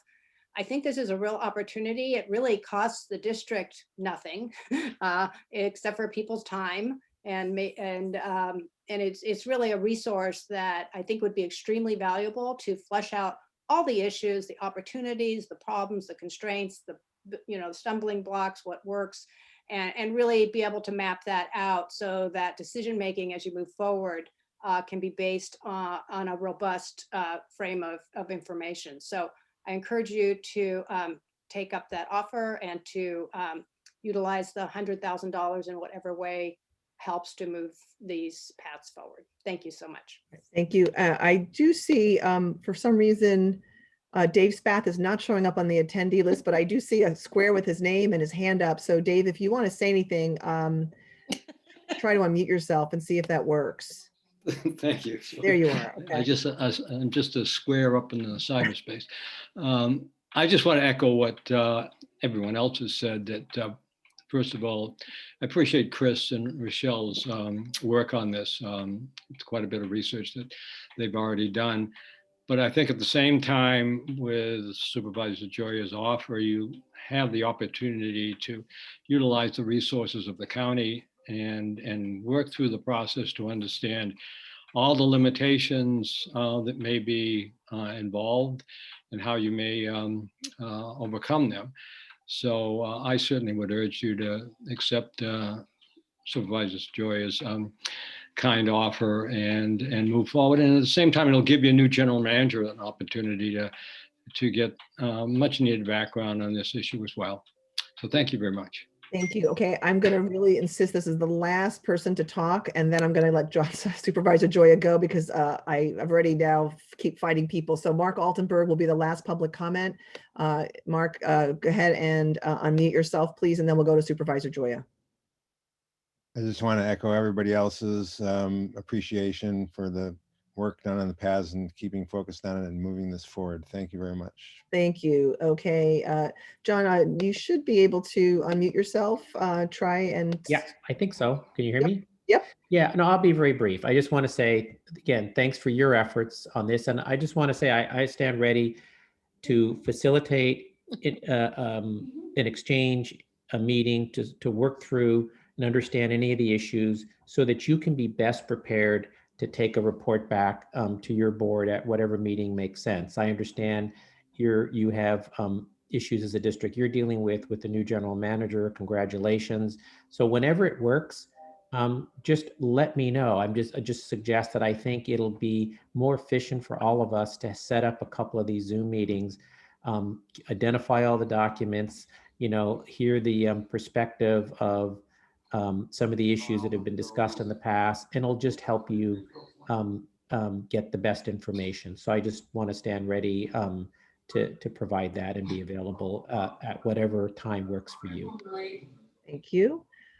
Okay, I'm going to go to the board and just ask one more time if anyone else has anything they'd like to say regarding this. I also have something I'd like to say, but let's go ahead with Director Shara-Swat. Going to be late again tomorrow. Excuse me, folks, can I ask you to mute yourselves? I see a lot of unmuted folks. Thank you. Yeah. And we don't want to overhear any private conversations that we're not meant to hear. I think Director Deppie and myself just seek direction from the board so that we can go forward. And I know that neither of us has had hesitancy. We wanted to pull all this information together, but we wanted to make sure that we have enough knowledge that we can go forward in a timely action, because to sputter along makes less sense than to maybe have a slightly dormant period and then really go and get everything done. Excuse me.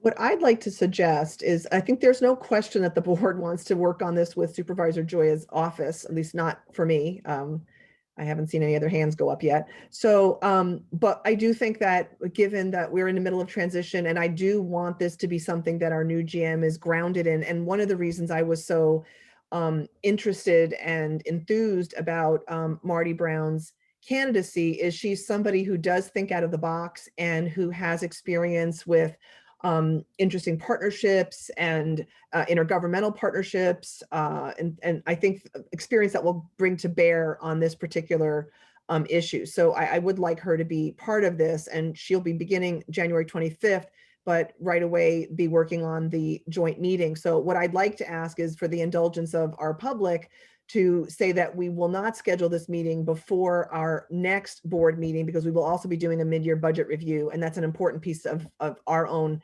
puzzle and information going forward. So that we would look to do this sometime after at least the next meeting, and depending on when the double board meeting is, if our next board meeting and the joint fire protection are really close together, then we would potentially push this into after that meeting. But if that joint meeting is a few weeks from our next meeting, then we could schedule that in between. So that's what I'd like to kind of propose as a timeline. I am also very interested in this, so I would like to be part of that meeting. But of course, Director Deppie and Director Sheriff-Watt and I can't all be part of that meeting, so we would need to work that out as well. But I think going forward, we would like to get the GM oriented, and Bill, I mean, if she's still not on the phone, then you can brief her on this. And if she is, she's heard this conversation. So that would be the only thing I would recommend, is that we just ask for a little patience while we orient a new GM, because this is going to be, a big part of things going forward. And I think that would be worthwhile. Director Deppie? Yeah, I think that makes a lot of sense. And also that gives us hopefully the time to collect this raw data and information before the meeting, because just getting the offers of dedication, we don't need a meeting for that. Getting the subdivision maps, that's just me using the web tool. So I think once we get this raw information, then a meeting would be much more useful, because we would have better questions to ask, right? As opposed to just asking for, we don't need a meeting to ask for a map or to ask for a document. The meeting is really more to brainstorm and seeing what possibilities there are given what we know. It sounds like since your last, meet conversations, that you've gotten these tools that you can do that. So I also want to, respect where Public Works is, and I'm involved in the vaccination effort as well. And so that gives them a little breathing room too. And I think that works. Director Sheriff-Watt, your hand is still up. Do you have something else to add? I do not. I'm in agreement with you and Director Deppie. Okay. So I think the direction we'd like to give, and Director Natoli, I don't see your hand up, so we'll just assume that you are in agreement. And I think the direction is for you to brief incoming General Manager Brown, and then we would look forward to some kind of a meeting sometime after our next board meeting, and depending on the joint fire police meeting, when that would exactly happen. Okay, so we've given direction to staff. We are now going to item 10 on the board packet agenda, rather, and I will go ahead to that. Hold on one moment. Okay. Item 10 is consider adopting a resolution related to amendments to section 4020 of our policy and procedures manual. And I would be happy to discuss this if the general counsel would like to just talk about the preparation of the item, and then I could discuss it further. Of course. As the board knows, we are closing in on the completion of the new and updated policy and procedures manual. We'll be coming back to the board with a consolidated manual with all the policies that the board has adopted in the last couple of years. There will be a few minor changes in that document, but there will be a couple of substantive changes, and at the request of the president, we're bringing one of them forward to you tonight. The Finance Committee has provided the Board of Directors for years with very helpful advisory services on financial matters. However, in more recent times, the board has employed a professional staff that really does have the expertise to advise on these matters.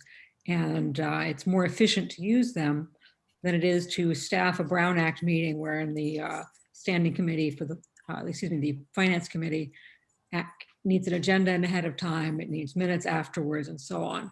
So the president thought that the board should at least consider this more expedited process, which would deactivate the finance committee and allow staff to bring to the board the budget. The board could always appoint a temporary committee of some kind or an ad hoc subcommittee of the board if it wanted to do something, to have another intermediate process. But this would allow the board more flexibility in going forward with its financial planning. And with that, I'll take any questions. Thank you. So yes, I have asked for this change based on the, in fact, it's really as a result of the work of the Finance Committee that we've gotten to the point where we are. And over the last 2 years, the services of our general managers and our financial and business management staff and through the work of the Finance Committee have improved our budgeting process to a point where I feel like their time could potentially be better used on deeper research on various items like the Section 115 fund, for example. So I think that I'm also concerned about getting, they have a lot of things coming up for our staff to be focused on, particularly the general manager, and think that we are at the point now where we could do this. So I've asked for this to be discussed, and I'm going to take Director Sharis-Watt first. Oh, hello, I'm sorry, I'm off mute already. I have to say I'm a little hesitant about this policy. I think the Finance Committee over the last 4 years has really provided, or 6 years has provided really excellent information and insight and analysis. And while it is a little bit hurly-burly at times, it also brings to light and provides some extra eyes on things that I really think we need to keep our eyes on. But I do think that as a new president, you should have latitude to try this policy.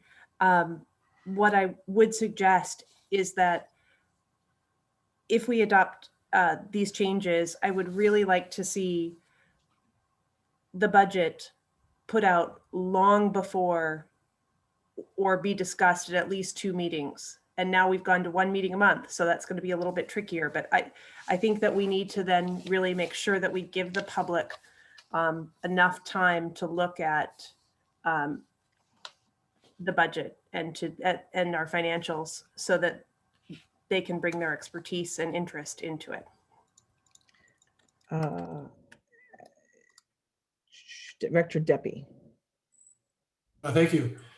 Yeah, I support this, and I do think that the Finance Committee has been useful in providing useful, interesting and valuable information. But I think in some ways it's been, I wouldn't say exclusionary, but there's a lot of people in Kensington that might want to weigh in on the budget, and having just a small subset of community members being on the committee really kind of precludes that larger input. And so I like the idea of creating temporary advisory committees for the financial issues. For instance, the pension obligation bond, we could have spun up a temporary advisory committee to look at that as well. But that's the kind of the 115, those are the kind of issues that I think you try to get as much financial expertise as possible from the community to get a second set of eyes and then bring it to the board. So I support this, and I was obviously the chair of the Finance Committee for a year, and I saw the value, but I also see that, as you've mentioned, we moved to really the finance manager and the general manager putting together the budget. And by the time it gets to our Finance Committee, it's really more looking at the account numbers and where the money's supposed to go. And that could easily be done with a temporary advisory committee or just straight to the board. So I do support this because I think it's worth trying. I think you might get even more advice and better advice by opening it up to more members of the public to be able to weigh in. The existing members of the finance committee can, the current ones at least, can always come to a board meeting or come to the advisory committee or lobby to be as part of that advisory committee. But I think a standing finance committee doesn't really make sense, given that we've got the financial expertise, and that's what we have staff for. Our staff is to provide financial expertise. So I support this. I would like to also say that our budget, it was Director Modavi actually who recently pointed out that our budget has extremely limited discretionary, abilities, that it is extremely pointed and directed based on various functions. I also remember in the past, I think, and Director Sharis-Watt may be able to provide the historical context for this. At one point, did we require 2 readings of the budget? Was that a requirement? And I see General Counsel Ann Danforth shaking her head. Is that still a requirement? No, it is not a requirement. It was a requirement before that the budget go first for a meeting at the finance committee before it gets adopted by the board itself. But there's no 2 meeting requirement now. Mm-hmm. I mean, I also agree that the part of the important piece of that is to give both the public and the board a chance to examine it, take input, which is what the finance committee has done in the past, and then use that input for a final budget. So that could be something that we commit to. And I agree also with Director Sharis-Watt that would require a budget to be prepared. Certainly the first one by May, and because we are at 1 meeting a month, I was going to ask General Counsel Danforth if there are any restrictions about the type of meeting at which the budget can be considered or adopted, if it has to be a regular meeting or it can be a special meeting. I don't believe so. I think it can be adopted at either time, because remember, there's no requirement under the California law that a special district have a budget. It would be crazy not to, but we're not required to. And all I need to know really is, would you like me to put something in the amended policy about holding an extra meeting of the board, or at least introducing the budget in May, whichever you like. Okay. Why don't we hold that part of the discussion until we hear from the public? And I'm going to take them in order as I see them on my list. Again, please remember that you have 3 minutes to provide your comment. And I see Director Padian. I'm going to ask to unmute you. You should be able to unmute yourself. Thanks, Sylvia. How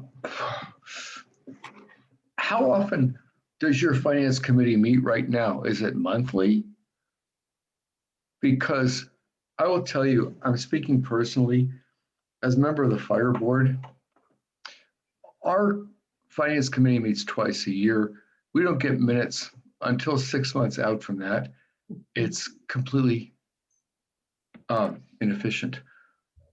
Besides that, there is no guarantee that any one of us on either board, or the sanitary board or any other board elected, has any expertise whatever in long-term financial planning. In my view, and I'm going to bring this to our fire board, I'm just going to tell you in advance because we already talked about it, we need to engage a long-term financial planner. We understand your district and the fire district, our investments are fixed, aren't they? And so what we have is investments. We have to figure out what to do with them. We have to deal with fixed costs, with variable costs, with one-time costs, and we have to think about the goals and objectives for the district long-term. Both districts have different goals and objectives, but without an independent financial long-term planner, which we cannot expect our general managers to have. And in fact, I would not invest that in them because I think it's incredibly risky for them to do that. They need. Kevin, you need to unmute yourself again.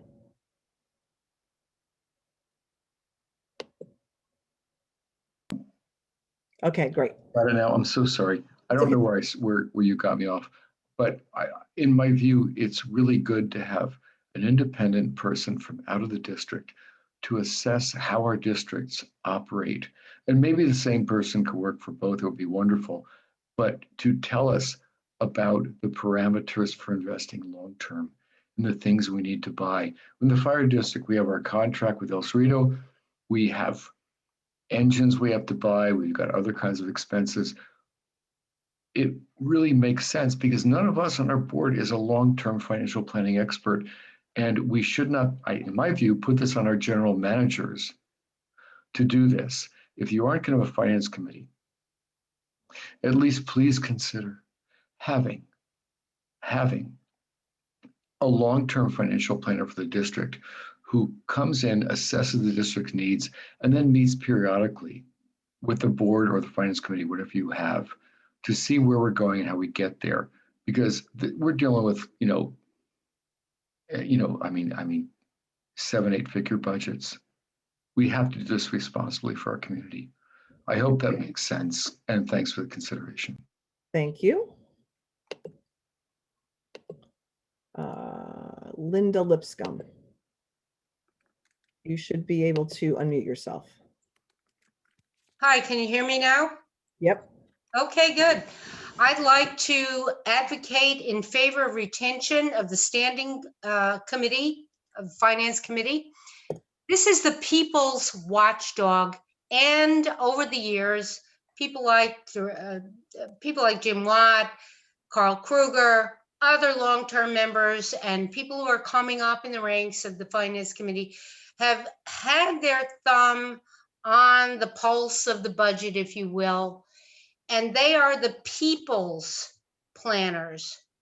They are not without their consultation with the board, of course, with other members of the forces, police and fire, but they are a very important component, and they are not to the exclusion of the engagement of anyone else who is a professional. They do not shut out the public. Indeed, their meetings are governed by the Brown Act, so that is a paper tiger. Their meetings are noticed, and anyone who is a member of the public can attend, and perhaps they even feel more free to express themselves at the meeting on budgetary priorities. Personally, I think that managers of both of the districts should have professional financial projection skills. That should have been part of the engagement. But what we have had in the past, which is to have a finance committee that makes recommendations, and the important part here, folks, is it is recommendations. They are not final. They are up to you. They present it to you, and then you have hearings on it. You're the directors, and you have input from your manager and from any professional that you want to engage. And we are also seeing from them, from time to time, projections over the next several years. I mean, there's lots of times I disagree and take Jim to task, or I take Carl to task about something, but they are the people's input into this, and they're every bit as skillful and professional with ear to the ground. You should not do this. This is a mistake. Do not do this to get rid of this standing committee. It's the people's watchdog, and it's an aid to you. Thank you. Thank you. Carl Kruger, you should be able to unmute yourself, Carl. And I think I did. Great. May not be surprising to you, but clearly I oppose eliminating the Finance Committee. I'm the longest serving member of the Finance Committee. A little bit history, about 10 years ago or so, we used to meet maybe twice a year. We saw the budget, we recommended it to the board made some changes, and we made final changes. We then went to basically quarterly Finance Committee meetings. I know that we don't have a history of you listening to me very often, but I'm asking you to reconsider this, give this some time. Now, of late, we scheduled meetings and we canceled them. We have canceled more meetings the last year or so than we attended. If you look at management presentation for this year's budget, it originally came, it had no balance sheet. It had no cash flow sheet, and it had no salaries for our officers. That's a pretty sad situation if you have management do an annual budget and these items are missing. So I am opposed to the board eliminating the finance committee. Thank you. Thank you. Rob Furman, I assume that's Rob Furman. I see Rob, and I'm going to ask you to unmute yourself, Rob. Well, thank you. I also oppose this, but I also suggest that the way the Finance Committee works and gets its information to the board be modified. In other words, simply eliminating it on the reasons stated in item 10, standing committees such as finance committees require significant staff time to prepare for their meetings. Well, that's not a reason. I know that it costs less than 1 penny to send an email, including financial statements and whatever, to the committee to analyze. The committee, as others have noted, has succeeded in increasing the professionalism of reporting. However, at the same time, even with the professional staff, as Carl Kruger just mentioned, they still fall far short of what any well-run company would do in order to be able to meet potential future crises. And the Finance Committee does have the capability to address those issues. The fix that I would suggest, without opposing the idea of ad hoc committees on specific issues, that's fine, is that the Finance Committee, as Carl suggested, always meet on a regular schedule, that the board, whoever is chosen at the time to sit in on the meetings, take it more seriously. Recently, that has not been the case, and that is a clear view among the various committee members. So there's something to that. And as a fix to the current suboptimal operation of the committee and to finances in general in this district, that we have an obligation, a formal mandatory obligation, that its recommendations and observations must be read in public to the board when it meets. Even if the Finance Committee only meets once a quarter, I believe that would be the way to handle this. I also agree and would have spent more time on it with Linda Lipscomb's comments that the Finance Committee is an outside perspective.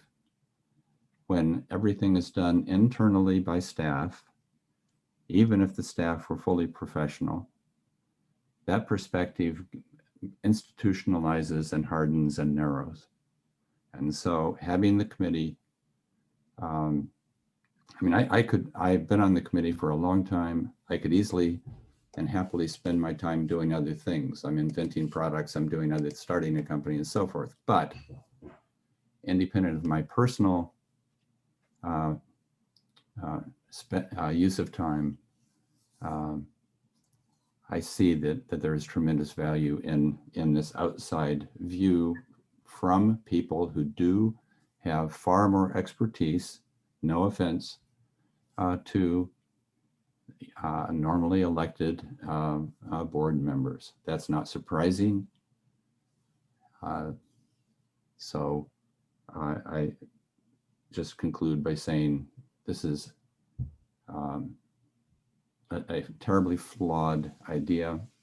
I've also sent a somewhat more lengthy email about this to General Manager Lindsey. Thank you. Thank you. Meryl Natchez. Hi, thanks very much. I just want to say that Kensington is unique in that you have an incredibly engaged and educated population that wants to be part of the process, I think this is pretty unusual for communities. And I don't know how others feel, but I have felt increasingly disenfranchised by this board. Just the very format of this meeting, which is unnecessarily exclusive to the board. We can't see who's here. We can't make comments to each other, as could easily be done using a comparable Zoom format. And this is just another nail in the coffin of community participation, is to get rid of the finance committee. And, you know, the fact that my comments really don't matter, that you don't have to engage them, that you don't have to discuss them, is just another symptom of the way this board works. Meryl, please unmute again. I'm opposed to getting rid of the finance committee. The only reason we even have a shred of an evacuation plan is because we had an evacuation planning committee, which has been disbanded. Let's not disband the finance committee too. Thank you.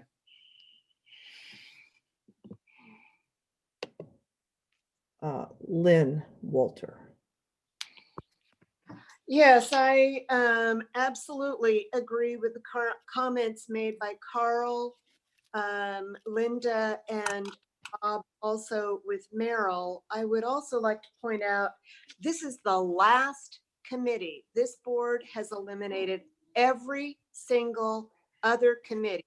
The emergency committee was deemed to be unnecessary. And so now this one, which has served this board well for decades. I served on the board. There was a finance committee. I've served on the finance committee. It is an important aspect of hearing from the community what it is that's important. The board doesn't necessarily always hear about financial elements that are important to the community. This helps to establish what those priorities might be. And it also helps to provide some additional input. So again, I agree with all these other very articulate, knowledgeable people. This committee should not be let go. Thank you.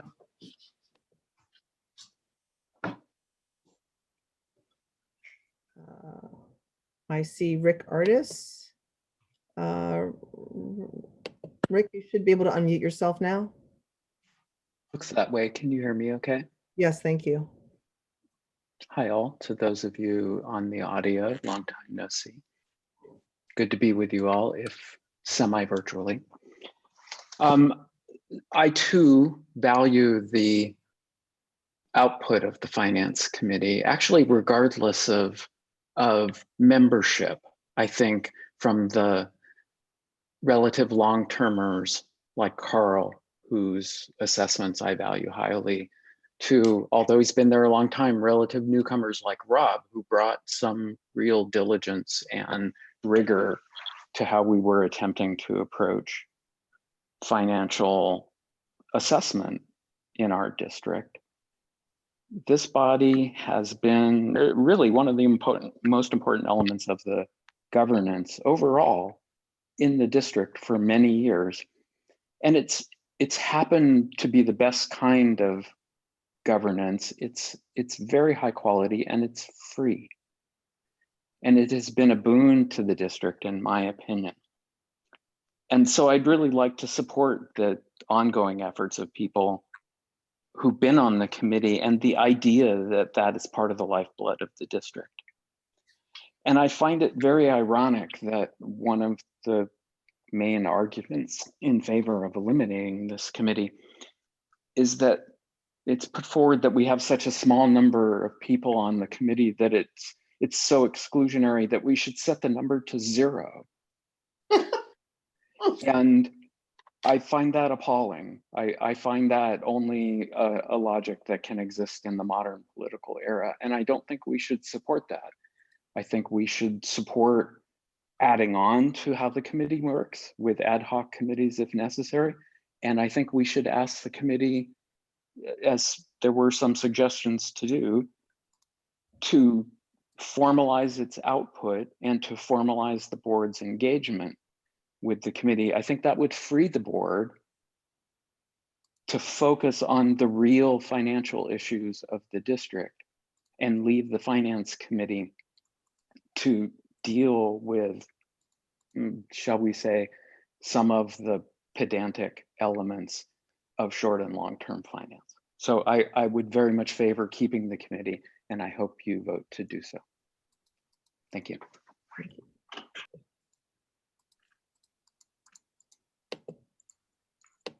Are there any additional comments? Elaine Stelton. Hi, good evening.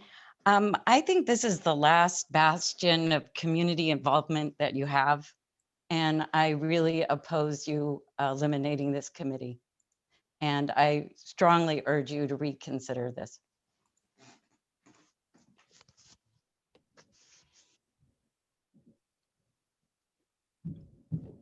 Okay, any other comments? No. Okay, Director Sheriff Watt. Yeah, I just wanted to speak to a couple things presented before the board goes to maybe make a motion. First of all, I've been on the board for 6 years, and I've been on the finance committee 5, if not 6 of those years. And there's a few facts that were presented this evening that are not quite accurate. First of all, the emergency committee was not in existence. I asked President Toombs to create, President Welsh to create an emergency committee back in 2015. He declined to do so. I created it, I believe, in 2016 when I became board president, 2017. And then we determined that that role was best fulfilled by the fact that we had a dedicated general manager. So we removed that committee. It was not longstanding. It was not, we have not destroyed decades of precedence there. The fire board has not had a citizens finance committee for years.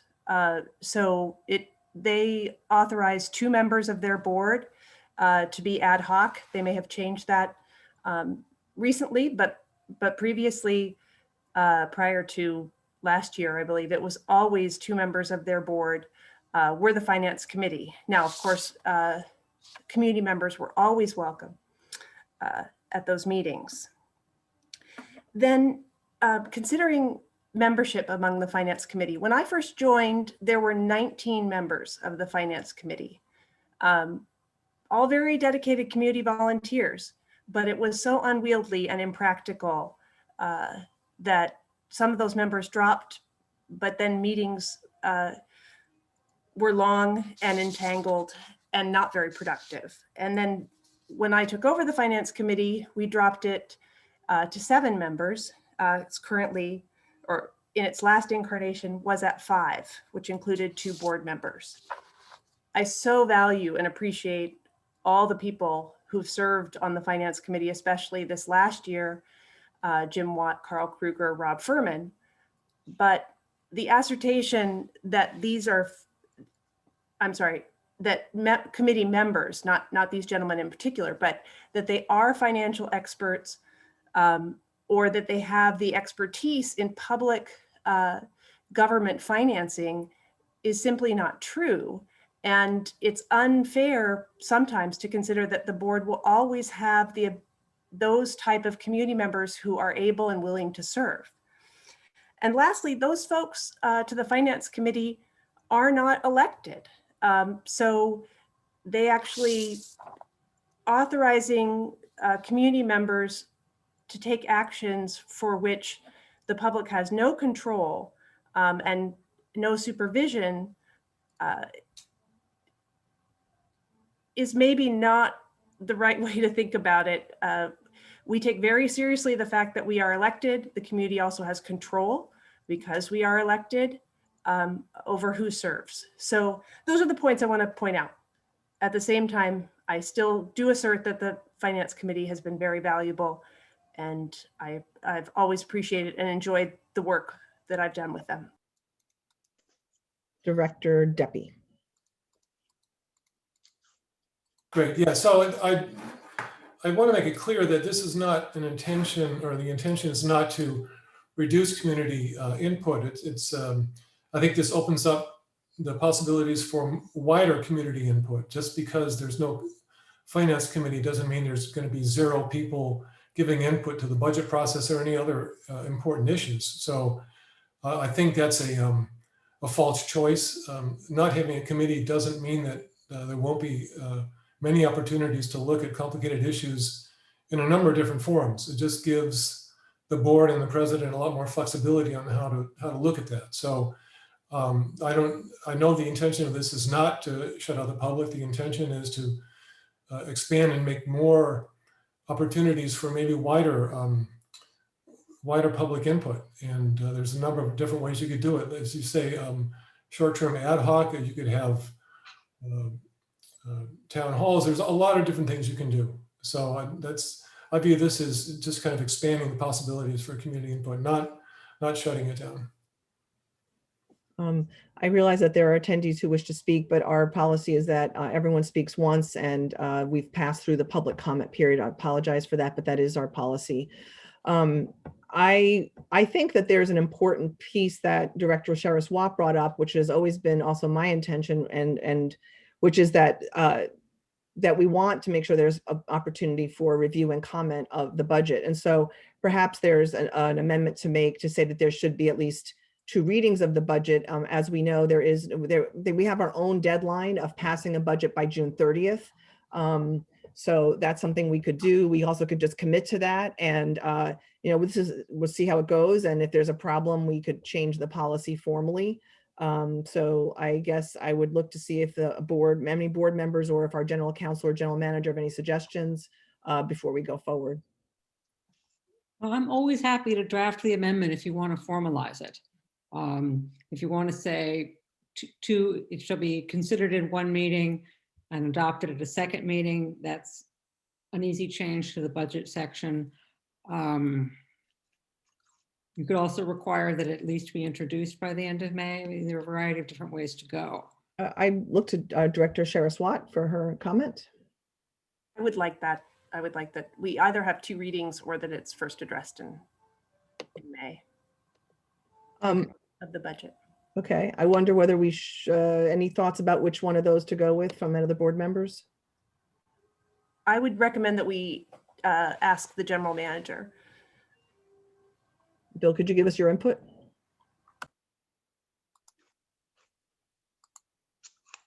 Specifically on readings of the budget, that Whether we would look, I think if I understand correctly, it would be, should we require 2 readings of the budget, or should be introduced at 1 meeting and adopted at another, or should we put more of a time frame that the budget should be introduced no later than May 31st? And yeah, I think that it's helpful to put some discipline on the budgetary development process if you have a deadline when it should be submitted. It should be reasonable. Because I think information comes in sometimes pretty late. So, but if you had, and I think just from a staff perspective, as long as staff kind of knows what the rules are and knows what the timetable is, it's easy enough to set a path to get those. If you think that public input has been lacking, if it's just one review, then I think it's a good idea to have a workshop review and then an adoption on separate meetings. Mm-hmm. I should say that the current the language in the proposed amendment does already say that it shall be adopted by the end of June, but it doesn't require 2 meetings. It simply allows you to have 2 meetings, and we can certainly change that to require 2 meetings. Director Sherris-Watt? I would support that. Does that need to come back before the board? No, you could just direct me to insert that language in your, excuse me, in your motion. And Director Deppie? Yeah, I think requiring 2 meetings, I'm assuming that's what we're talking about, is the right way to go, because that's the intention, is to increase the public participation. So I think making it explicit that we've got 2 meetings is important. Sounds good. We will do that. Can we make that 2 separate motions? Do we need to do 2 separate motions? I'm not sure. I think it would all be in one resolution. So you could simply say motion to adopt with the following amendment to section, I believe it is. There's sections 2030 and sections 4020. Yeah, it'd be 2030 point, probably 2030.3. Actually, probably I'd have to tweak both 2030.3 and 2030.4. And what we could do is indicate that the first reading should be no later than May, which then allows for either the first meeting, which is what would be ideal, but if for some reason it didn't make the first meeting, then we'd have to schedule a special meeting. The amendment currently says that there shall be a review at the end of, by the end of May. So that's already in there. But the next section also allows the board to adopt the budget at the same meeting. So that's really the one that would need to be changed. Yes, that's the change that we're going to want to make. Okay, so it's the motion would say, adopt the resolution with the following amendment to section 2030.4 so as to require the adoption at a separate meeting. Sounds good. And we'll be working with the new general manager to talk about the input of citizens and what the finance committee has done up until past. And I would like to speak with her about, and you too, Bill, about the section 115 and potentially have an agendized item in the coming months around that from one of the members of the committee, Mike Logan, could potentially brief our new GM or the community at a meeting around that issue. So I guess I need a little guidance on how to best make the motion. I see what the resolution is, and then I guess we would be making the change to section 2030.4 to strike that the board may adopt the budget at the same public meeting. I would do that, and I would also address the prior sentence to say, excuse me, for some reason I'm not in the right section. I'm sorry, I must have closed the document inadvertently.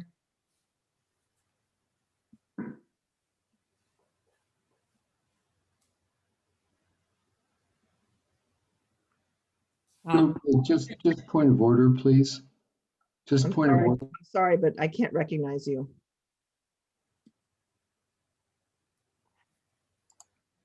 I'm sorry, I apologize for the delay.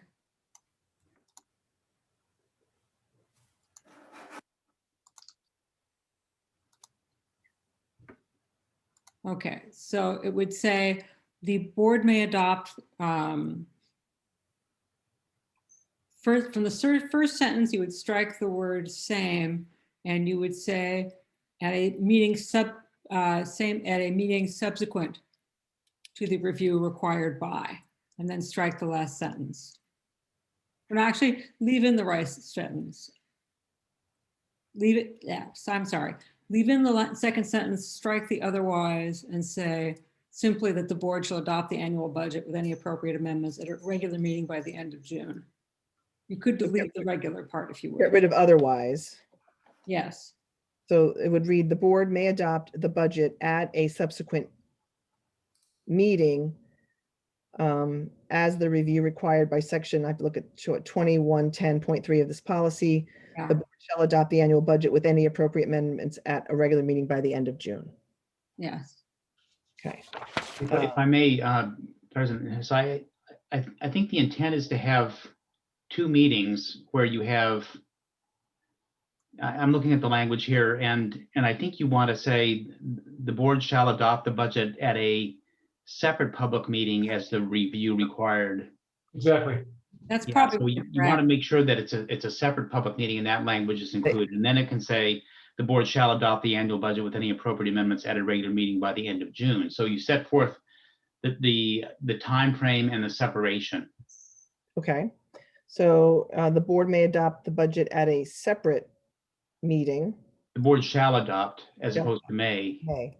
shall adopt the budget at a separate public meeting as the review required by, I think it would be by 2030.3 of Yes. this policy. Oh, is that an error in the section number? Oh dear. Yes, it is. I apologize. Okay. Section 2030.3 of this policy, the board shall adopt the annual budget with any appropriate amendments at a regular meeting by the end of June. That's correct. Okay. Director Deppie. Oh, no, I'm sorry. Oh, okay. I was just going to agree with, or say what Bill just said, that we need the language about a separate meeting, so. Okay. And that allows for the members of the public as well as current members of the Finance Committee to raise issues. And I expect, frankly, that there will be more conversations with those members in any case. So I'll make a motion. Any more comment from the board? No. I make a motion that we adopt resolution number 2021-01, a resolution of the Board of Directors of the Kensington Police Protection and Community Services District correcting policy numbers and amending sections 2030 and 4020 of the district's policy and procedures manual as set forth below, with the change in section 2030.4 to read, the board shall adopt the budget at a separate meeting as the review required by section 2030.3 of this policy. The board shall adopt the annual budget with any appropriate amendments at a regular meeting by the end of June. I've got it. Is there a second? I'll second it. Okay, I'll take the roll vote. Director Deppie, Yes. Director Natoli, Yes, and let me just say that we haven't had professional general managers when the finance committees were initially started. And I think the expertise that we have seen with people that have the experience and the training and the education to be a general manager have brought an incredible professional status to our budget. I think the idea of having ad hoc meetings as appropriate when there are specific financial issues that come up is an excellent idea.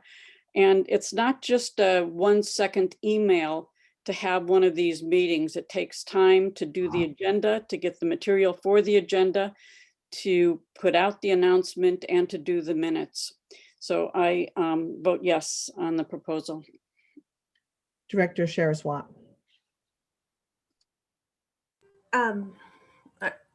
I also will equivocate my vote. I'm really hesitant because I do actually see the value. I agree absolutely with Vice President Natoli's comments. I'm going to vote yes. I wanted two different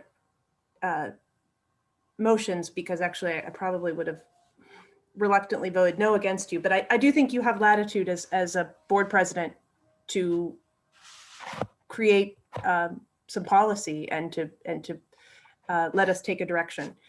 But I would love to see that you quickly appoint an ad hoc committee to examine the budget.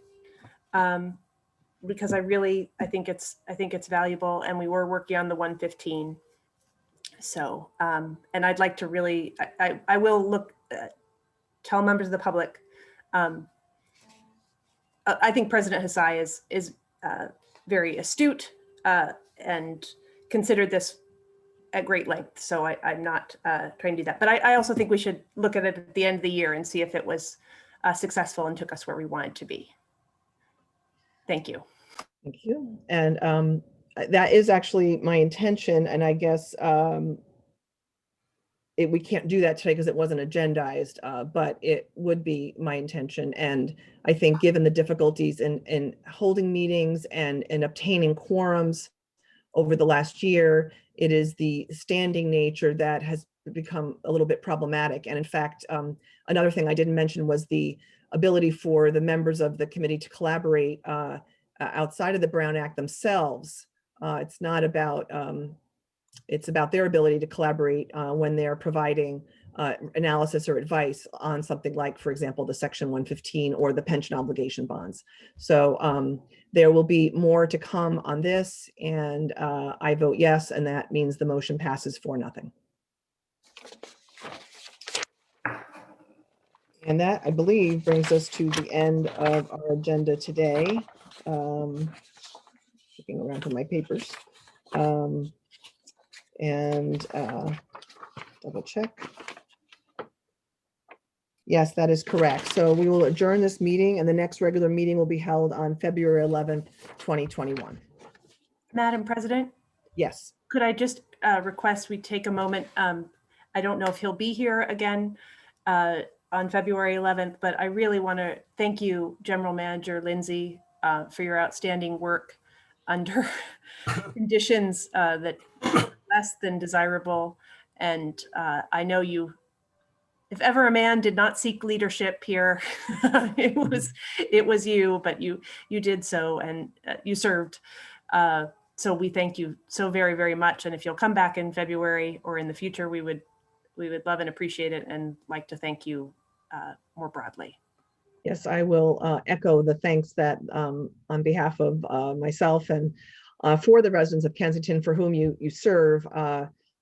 We were lucky to get you when we did, and appreciate all the effort you've placed in working with us to keep us moving forward and bringing us to this point. So thank you very much, and we really do appreciate it. I appreciate it. It was 2020 was an odd year for all of us, but I really did appreciate getting to know all of you and working with you, and I think you're a very effective board. So thank you very much for that opportunity.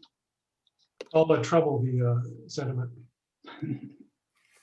Great. Well, thank you all very much, and we'll see you on February 11th. Thanks.